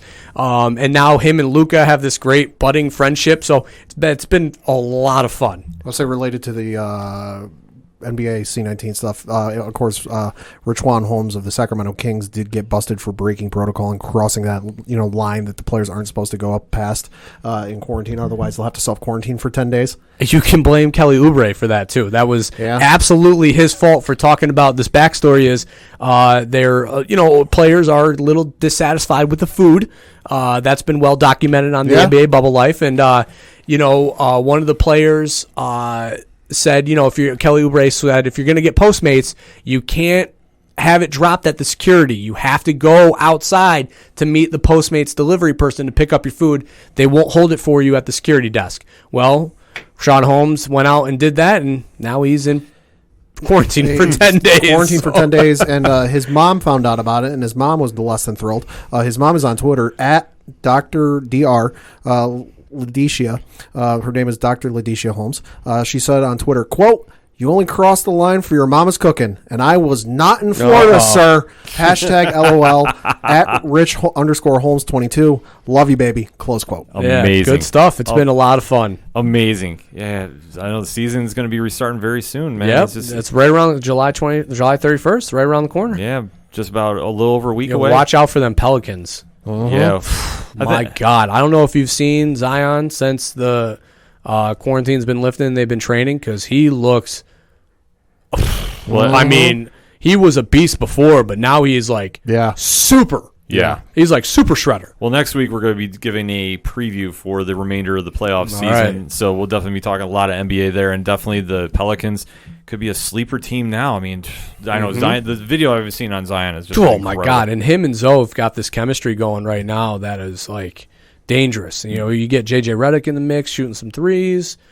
Anything can happen in a short season. Anything can happen in a short season, absolutely. Yes, especially in hockey too, which we'll be talking about. Yeah. Because that's coming up. Rangers, no quit in New York. Yeah, I guess not. I saw the shirt. I'm like, I got to go pick this up. I need to get my motivation, damn it. So let me take the bases and round it to home. We got to talk a little pro wrestling. Yeah. And wrestling. This past week, there was night 2s of the big quote-unquote pay-per-view battle on Wednesday. AEW Fyter Fest, WWE/NXT Great American Bash, both nights 2. Mm-hmm. Thoughts about who had the better card? We'll just kind of jump into that. For me, probably NXT. Just top to bottom, I think I enjoyed the hell out of that. It was a lot of fun. Obviously the spoiler and leak that we saw online prior to the airing ended up being true for the main event. But no, I think NXT absolutely did a better job. Coach? I mean, I think it's probably well documented my not love affair with AEW and their fan base, so I've been turned off to AEW. I, follow the match results, but I don't watch it because of people that follow it like zealots, So I watched NXT, and I thought NXT was flawless. I did too. I actually watched both because I do cover AEW for the wrestling show. He drew the short end of that straw. I did, and I own up to it every week. It's a running thing. It's a running thing if you have not listened over on the 8122 Productions Network with me and Rich doing the 3FNW. Yeah, I drew the shorter straw. I mean, I sit through, I watch NXT on the next day. But that being said, Fyter Fest I won't spend a lot of time on, but I will even just try selling you on this. Pad, you got the card? I do. All right, so I will give you bullet points and let me know what you think. Was it a good match or bad? Okay. Because you haven't seen it, and I just want to get your rough opinion. Okay, lead us off. So the first match was Adam Page and Kenny Omega defending their AEW Tag Team Championships against Isaiah Cassidy and Mark Quinn. And Adam Page and Kenny Omega retained. I would think them versus Private Party would be a good match. Yeah. It was a good opener. It was the quote-unquote replacement because Jon Moxley and Brian Cage had to get pulled off this week. Okay. Because Renee Young having... Yep. So Yeah, because Renee Young tested positive for COVID, and John Moxley, obviously being her husband, he got put into quarantine, so he couldn't do the match. Right. So they decided to throw this in as a replacement.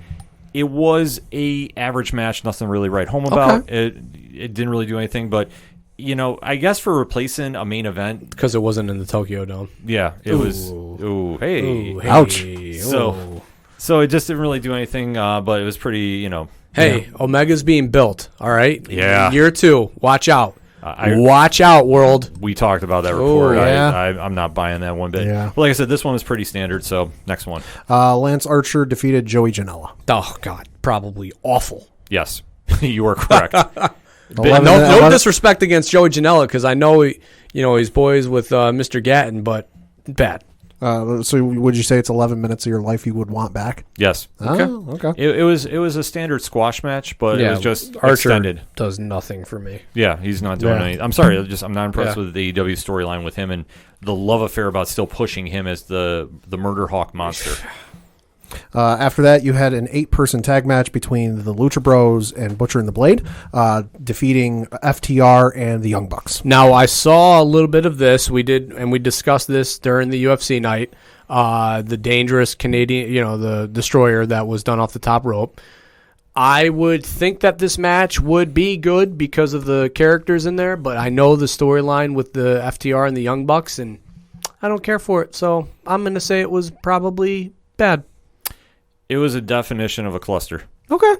To say Spot Fest. I mean, come on, super kick galore. I'll say you put the Young Bucks and then Lucha Bros in there along with FTR, who aren't necessarily spot fests in the way that those two teams are, but they have their moments. Mm-hmm. You would think like FTR would have slowed the pace down a little bit, and they probably played right into what Lucha and the Bucks wanted to do. Yeah, they played right into it. It was everything you expect. It was just a mess. Like the story should have been the yin and yang of the Young Bucks coming in and like being hot, ba ba ba ba ba. Then FTR coming in, tagging, slowing things down, methodical. The Young Bucks getting impatient, wanting to tag back in. Oh, they're so goddamn slow. Tag, they tag themselves in. FTR looks like, what the hell? Bucks come in, da-da-da-da-da. That would have been the story that I would have told. But yeah, but they didn't. Like I said, the only highlight from this was the nearly disastrous Canadian destroyer from the rope pad. Did you see the spot or no? No. You still haven't seen it? My God. No. So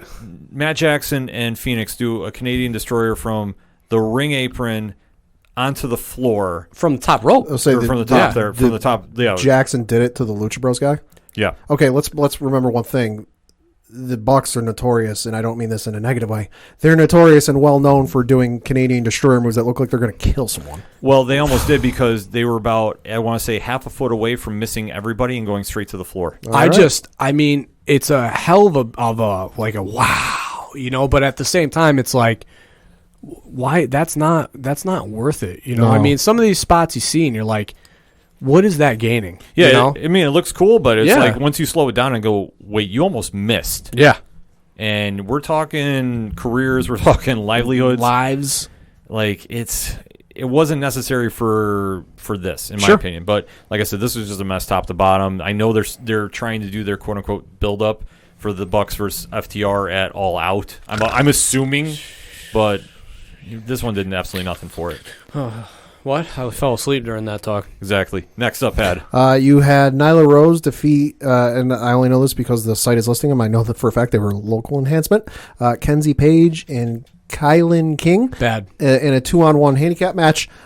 She beat Nyla Rose, defeated them in a little over 2 minutes. Yeah, this was a complete squash. Yeah. And the only takeaway is Nyla is saying that she needs a manager. And I saw that she got suspended for what she did to the ref previously. Oh, okay. So whatever. no, the current wrestler that's suspended is Big Swole because she went after Britt Baker and there was like a ref situation there. And Jake Hager is suspended too because he bumped the ref after the Cody match. Yeah, cool. So exactly, like yeah, I saw the Nyla Rose, like maybe they were rumored like Brandy, even though she's a face, might come and manage there was a heel. something that came across the wire today. Oh, that I was going to wait till the end of the card, but why not bring it up now? Oh, because it's talking about it. Why not? Yeah. So according to Pro Wrestling Sheet and a couple other sites, Tony Khan had like a Zoom call with one Eric Bischoff, and claiming they've mended the little issue they had. Tony was very praising him about setting the groundwork for wrestling on TNT, and I don't take it as that's going to be a one-off. Like, for me, like, why would we make such a big deal about this if we're not going to follow up and do something with it? Now, am I saying Bischoff is signed with the company? Not to my knowledge, but I'm not doubting it, because why would you air that to the masses to see? I mean, that's the question I pose. I mean, I don't remember if it was ever a big thing or a well-publicized thing that they had some sort of disagreement. Maybe if it was, this is just kind of them, because let's be honest, Bischoff and I'm sure Tony Khan both know of the internet wrestling community. This might be them just saying, hey, we're mending fences. We're burying the hatchet. We're putting the past behind us. We're moving forward. Let's not continue any rumors. I mean, Bischoff in wrestling is better than Bischoff out of wrestling. Yeah, personally. I agree with that. I mean, I think he's got a knack for it. I mean, I know that not all of his booking things were brilliant. I know he borrowed a lot of his ideas, from New Japan and everything, but that's what the wrestling business was in the 90s, was a lot of, like CM Punk borrowing, Go to Sleep. Like everybody thought, that wasn't into New Japan that he created it. No, I mean, he got it from Hideo. So, yeah, I'm for Bischoff back. I think it's great. If he's in AEW, I don't know. Maybe that's a little weird because of the animosity that grew again from the recent firing. But at the end of the day, him in wrestling is better than him out. I agree, and that's why I say, like, I thought it was weird. They've had like a Twitter beef going where Tony was taking some shots and Bischoff would answer him back. So. Well, Tony's been, a little. What's the word I'm looking for here? 45-ish. Yeah. With his Twitter account. Great analogy. Thank you. And I at one point was like, dude, like, especially after the whole ratings thing with this 2-night fest of back-to-back wrestling pay-per-view on regular TV, with the ratings and the demographic and everything. Yeah. He's going on and on and on. I was just like, guy, enough. Like, you only look childish. Meanwhile, Vince in WWE's camp is, quiet. Yeah. Because the numbers were the numbers. And they beat him by 50,000 viewers each Whatever. week. I don't give a shit what 18 to 45 looked like. I care about what 0 to 99 looked like. Yeah. And exactly. And WWE won the ratings war both nights. I mean, they've been on a roll lately. I think they won the past 5 weeks, I want to say. Yeah. Good. Something like that. But I think it's very interesting with Bischoff, just to kind of quickly tie this up with him. I think Bischoff could be Nyla's manager. Okay. And I think that'd be kind of a big move for their women's division if he was. I feel like if they do that, though, it's kind of tipping their hands that they might be a little desperate in certain areas. I mean, well, I know that's been the one that's been most criticized is their women's division. I agree with you. To me, maybe just having Taz build a faction here. I mean, he already has Cage, so maybe getting the big, just him being the little guy, getting these big, giants around him would look good. To me, it just feels desperate because Arn Anderson, Jake the Snake, some of these, sure, some of these veterans showing up. It's like, okay, they're free agents. They're not signed with WWE.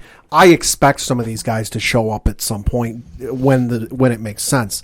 But to me, it kind of screams being a little desperate with where you use him if you bring in an Eric Bischoff type. If a Bruce Pritchard was a free agent and wasn't in his position where he is at WWE, if you bring in a Bruce Pritchard or someone of that stature, to me, even it'll never happen, but like a Vince Russo, to me, it just says you are desperate. Yeah, I mean, especially with the way that they booked those guys. I mean, I know we're going on a bit of a tangent here, but I mean, it's just, they bring so many managers. Yeah. It's like, all right, WWE doesn't do managers, so everybody's gonna have a manager. Hey, you get a manager. Yeah. It goes to one of the points that I think we brought up each week. In-ring work is very super indie, but storyline building is very suspect. Yeah. And I think they're just trying to throw anything right now against the wall to see if it sticks. Well, they're trying to catch on the that nostalgia factor by having Jake Snake paired with somebody, having Arn Anderson paired with somebody, having Taz come back and bring back the FTW. It's like, okay, that's great and all, but it's not leading to anything. I mean, you can't have 17 managers running around the ring. Like, let's get, you already have 3 different stables. You already have, 17 different managers. It's like, let's just dial it in, focus on a path here, and build that path. Yeah. So that being said, we got to keep our eyes on that moving forward. Yep. Next match after the Nyla Rose one was Colt Cabana and the Dark Order defeating SCU in a 6-person tag match. You know, I love SCU too. They are fantastic. But Best shirt in pro wrestling right now. If you haven't seen it, go to their shop. I bet you this was bad. Well, the only thing is, I mentioned this. I can't remember if I mentioned it on the Twitch stream or not. That the build-up for this, I couldn't hear the audio too well, but they had Colt Cabana was in the trainer's room, and it looked like he had like a bruise or some kind of No, we were infection. talking about this later on in the night because Yeah. I didn't realize what was going on. Yeah, and I want to say the way it came across to me is they were kind of taking a shot at CM Punk's staph Petty. infection storyline, which, Petty. yeah, yet again, we're going to the petty line. Yeah. Or to the petty well, should I say. And we're still, why are we taking shots? We're trying to make ourselves so relevant, but we're supposed to be the new fresh thing. Like I say, it's frustrating as a wrestling fan to watch this. Yeah, especially, I mean, anybody who is a Punk fan that might like AEW to me, if I saw this and I'm a Punk guy and I see AEW doing this, I'm going to be like, well, that's not necessary. Like, especially when you know the backstory of the Colt Punk thing, Yeah. and you actually dig a little deeper and find out the finer things, you're going to be like, no, this ain't cool. Like, Yeah. fuck that shit. Yeah, that's kind of the vibe I had because, like I said, Colt was on the trainer's table. He had like a dark purple bruise like going up his way, and like I said, that kind of looked like a staph infection from what I could tell. Wow, real cool. Yeah, so this one, Colt is like unofficially a member, so we'll see what they do. And like Brody Lee's character now is Vince McMahon in a wrestling ring, But he's not. But he's not. But he's not. He's not, though. That's not happening. Yeah. Yep. That's my reaction. And then for your main event, Chris Jericho defeated Orange Cassidy. Now, we know that Pat and I, big Orange Cassidy guys. Yup. Oh yeah. Got my photo with the gentleman. Damn right. And I root for this young man so much because he's so fresh. One would say freshly squeezed. I like what you did there. That I hope that this match was great. It was 25 minutes with Chris Jericho doing 22 minutes of moves. And Bummer. Cassidy got in some. I know that they were touting this as in AEW's social media about this, like, oh, what a classic, what have you.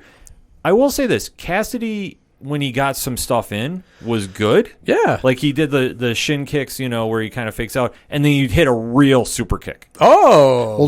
Don't forget, behind the scenes here, we were reading the results of this whole card the day it aired because this was one of the nights they taped where they allowed outside folks to come in and watch. Brilliant. Socially distanced, but those folks also took notes and wrote down what happened. And I read to Ken, before we taped the segment last week, a verbatim account of what was going to happen in that match. And I just got to the end of this, and I'm like, all right, let's hope they don't bury Orange Cassidy on this. They buried Orange Cassidy. I mean, I guess I can't speak to knowing that they did or didn't. Unfortunately, I mean, Jericho's character in this is being that of a, upper, one would say a Hulk Hogan-esque, aura around him of being bigger than the business. And, Orange Cassidy's gimmick is the sloth, I guess. Yeah. I mean, King of Sloth style. Yes. I mean, the thing is, though, Jericho doesn't need the win. He didn't. No, he didn't. That's he's true. Chris fucking Jericho. He's been in the business for what, 30 years now? Well, 20, 30 years. He's been around enough and he's reinvented himself more times than possibly anyone else in the business ever. That to me, it's not a case of if a Moxley loses or if a Cody loses, it hurts their stature or it hurts their rep a little bit. Well, if it's Jericho losing, he's still Chris fucking Jericho. Welcome. Doesn't lose anything. This is WCW 1996. Yeah. I mean, welcome to the Hulk Hogan era of, being bigger than the business and calling your shot. Yeah. And they'll deny it. They'll say that, no, this fits in with our plans. And the zealots will say the same thing. Oh, no, Orange Cassidy losing does nothing for Orange Cassidy. Like, it doesn't matter. No. Like, this is a spot on national TV. The main event, 25 minutes in, Orange Cassidy could have won with a goddamn roll-up. Yeah. It wouldn't have hurt Jericho one way or another, and it would have been talked about the next day. I tell you what would have made it better, I think, is if, obviously, Cassidy won. But you had a situation where they went to go hit each other and do a move and missed for whatever reason. Ran into the ring posts, air quotes, knocked themselves out, and you have Cassidy kind of do this like That too. Slow, cartoon-like stumbling around. And he just kind of falls over and lands on him. That too could have That's worked. the Orange Cassidy style. Yeah, right. They could have done it so much better.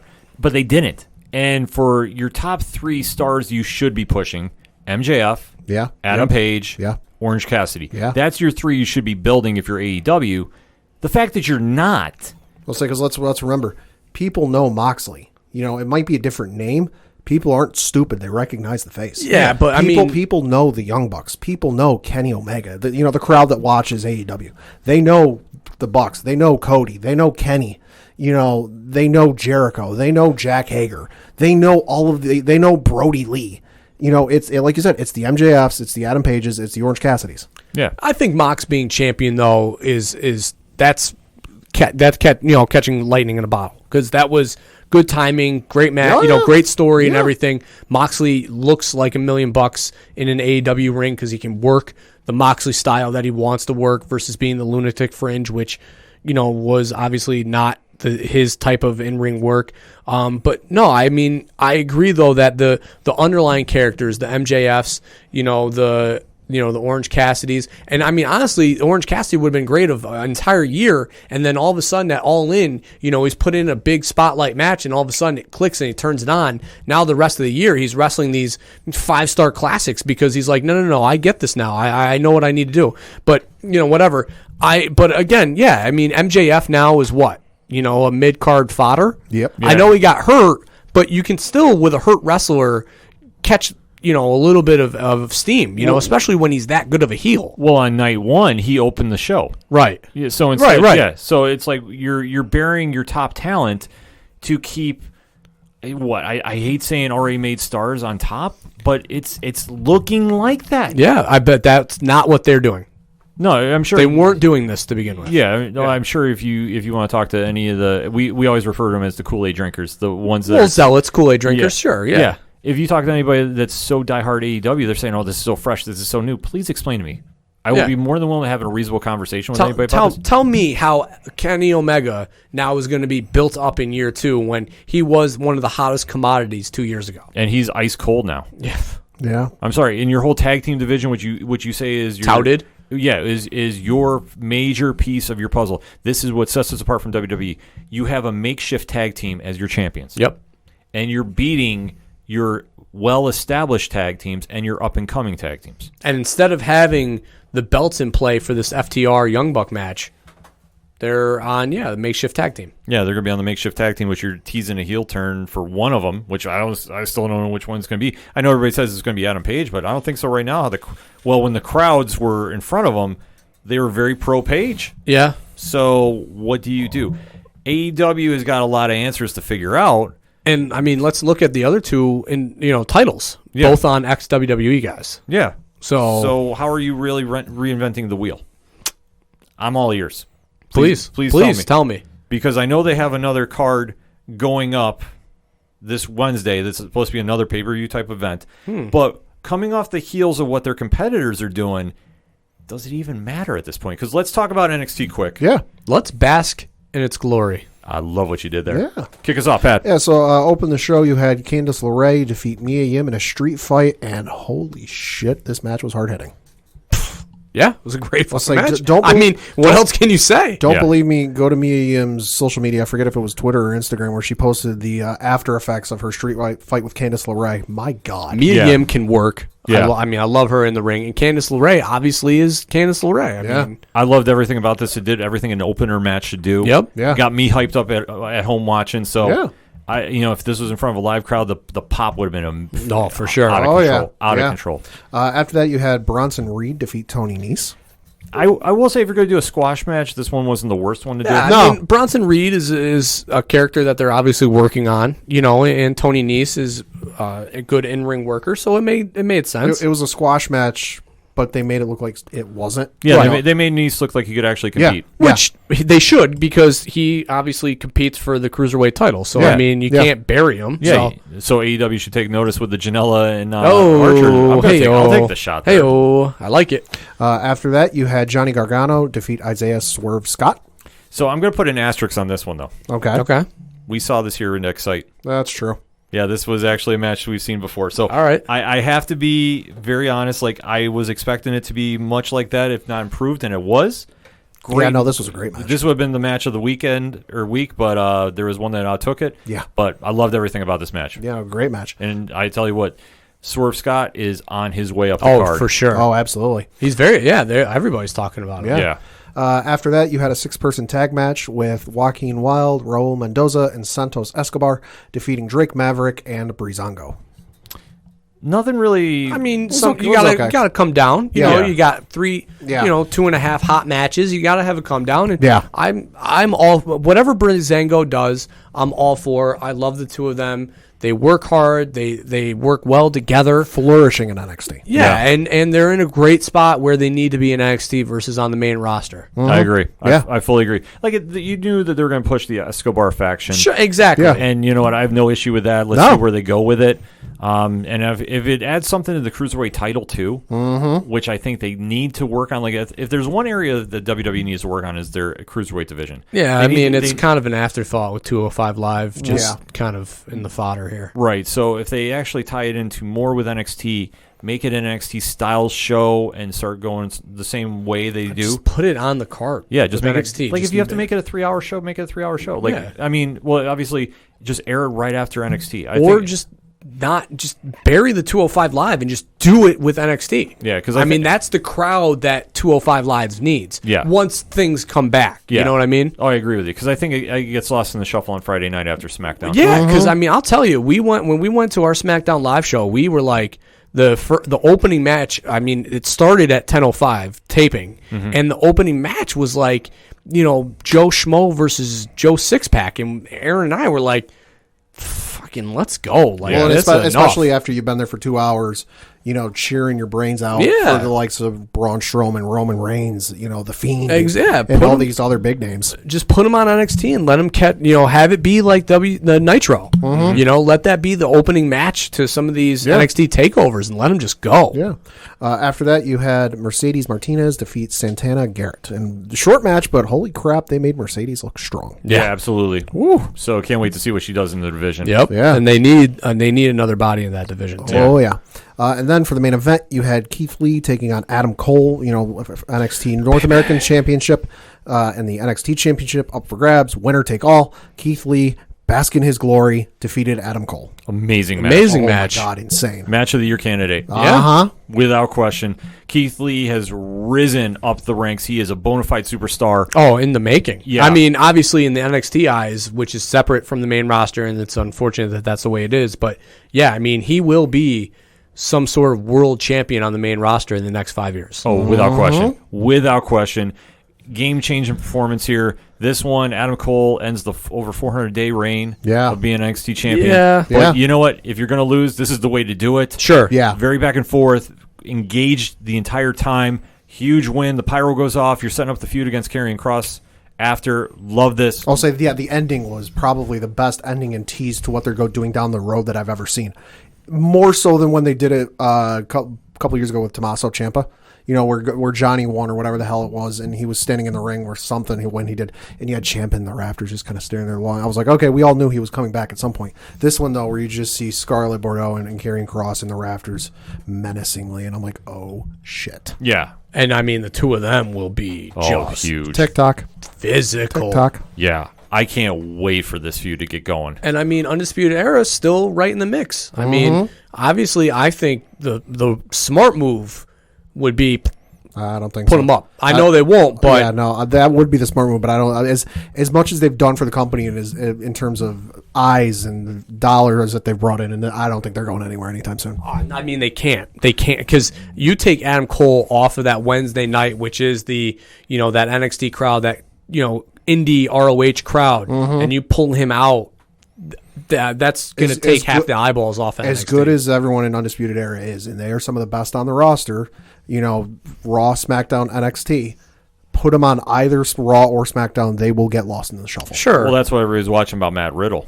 Yeah. Right. I think he's somebody you really got to watch to see how they handle him Yeah. now. Yeah. Well, I mean, I'm thinking like Adam Cole, being a face Undisputed Era, coming in to take on the Monday Night Messiah. Oh. He has a lot of potential great feuds to come up if they want to call him up. Yeah, I know. I'm just wondering if he's going to take time off and then come back. Maybe. I don't know. I mean, I don't know if you can, because I mean, it's not like, you know, Shawn Michaels, like when he left DX, there was Triple H right there. Yeah. I mean, you take Adam Cole out of Undisputed Era, it's like, who's going to be the face of that? You'd have to make Roddy, which is not impossible to do. Yeah, but he's not the Mike that. Yeah, that's one area you got. You know, yeah. So I don't know where they're going to go, but what I'm bringing up in comparison. So we've compared the nights 2 of the Great American Bash and Fyter Fest. We're going to read over, to close out the segment, what's scheduled for Fight for the Fallen this week. With this card that we're going to compare, at the end, I want to know, are you more amped up to watch a normal NXT or this card? And I will try to put my just fairest opinion. So go ahead. Yes, we're just going to go off matches. Fight for the Fallen is supposed to be their sequel to their charity show they did last year, where Omega almost slipped. Yeah, it was night and yeah, it was definitely not one of their better nights in my opinion. So that being said, Fight for the Fallen is going to be going down. Pad, you got the card? Yeah, so Fight for the Fallen matches in no particular order. You have Jon Moxley taking on Brian Cage in a singles match for the AEW World Championship. Okay. You've got Cody Rhodes going against Sonny Kiss in a singles match for the AEW TNT Championship. Okay, right on. You've got FTR taking on the Lucha Bros in a tag team match. And then you've got the Elite, that being Kenny Omega, Matt Jackson, and Nick Jackson taking on Jurassic Express in a 6-man tag team match. And then you've got the Nightmare Sisters, that being Allie and Brandy Rhodes, versus TBA in a tag team match. Okay, so reading that, Coach, just going card for card. Yep. Are you more excited for NXT or are you more excited for AEW this Wednesday? So some of those matches interest me. You know, the Brian Cage, Dean Ambrose, because it's a contrast in styles. Cage being the big guy and Dean Ambrose being, you know, just a worker.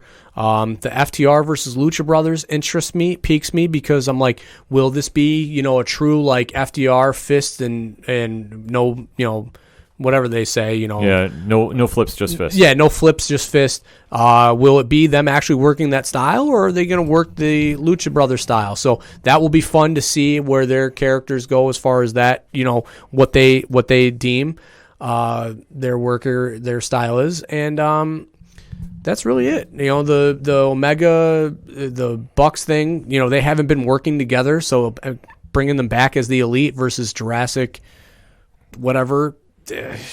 I don't get it. Like, yeah. I don't know.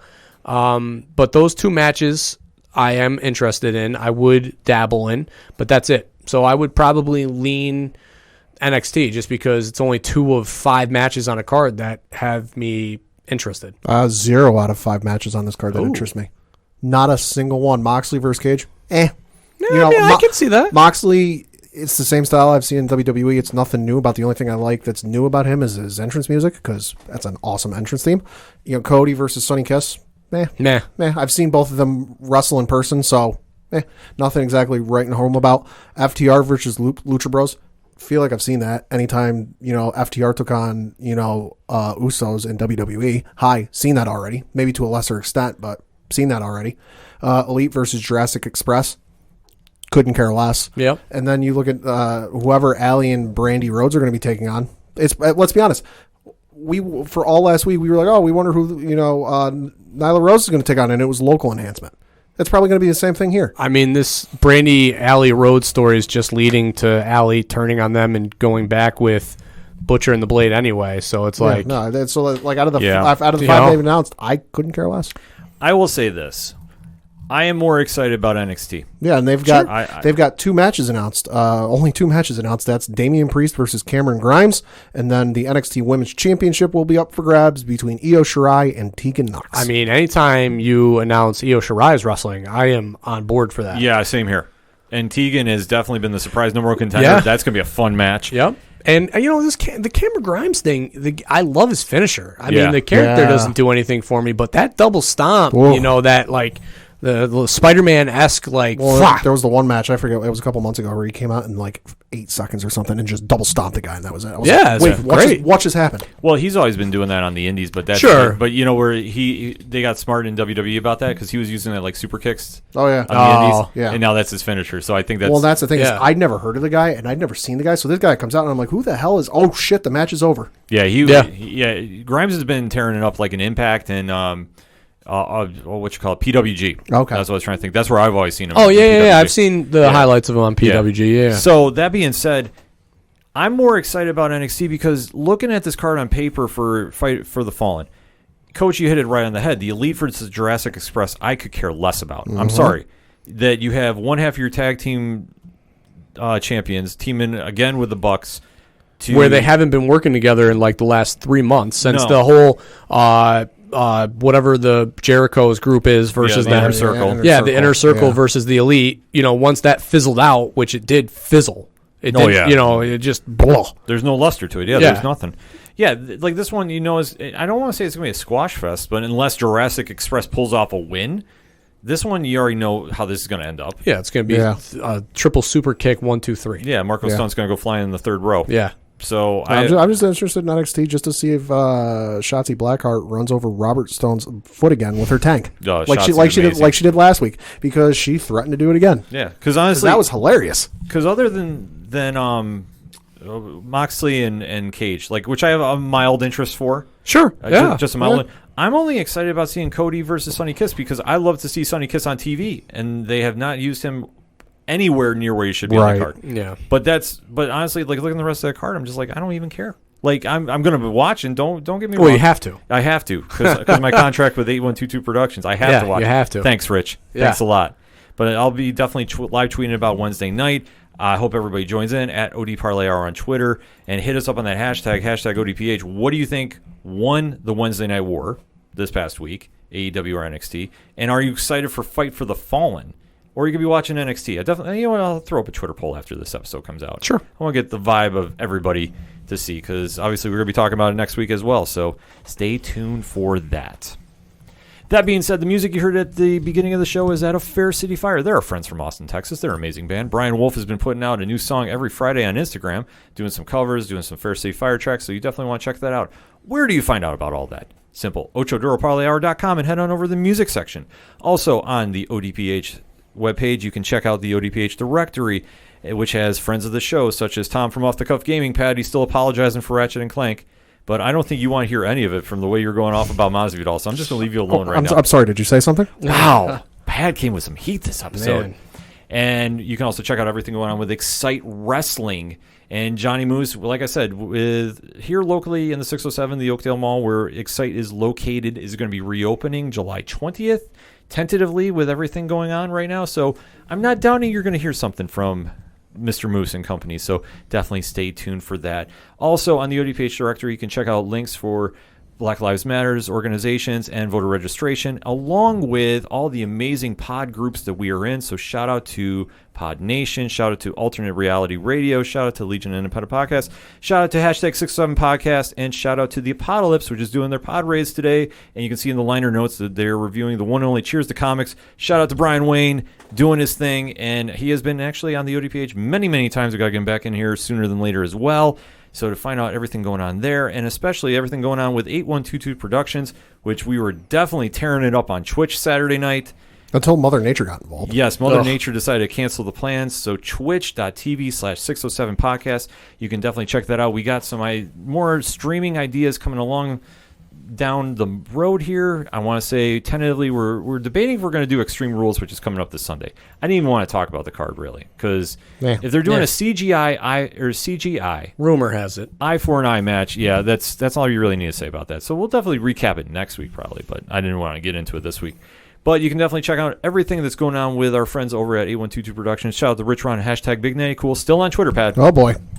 Definitely still doing everything behind a Patreon wall that he can for Love is Scary and I Love Movies. $1 gets you in the door, $3 gets you a comfy seat at the table. All of that, plus more links to the ODPH. Everything that is the ODPH can be found on OchoDuroParlayHour.com. So for your coach, my coach, the coach, Coach Duffy. Good night and good luck. For the one and only Padawan J. Thank you, and shout out to Brewers first baseman Logan Morrison. When asked if it's going to be weird with playing in baseball stadiums with no fans, he said, "quote For me, it's not going to be that difficult. I played for the Rays and the Marlins." Wow. I'm your host, Ken M. Thank you as always for listening to the ODPH podcast, better known as the Ocho Duro Parlay Hour. We'll see you next time.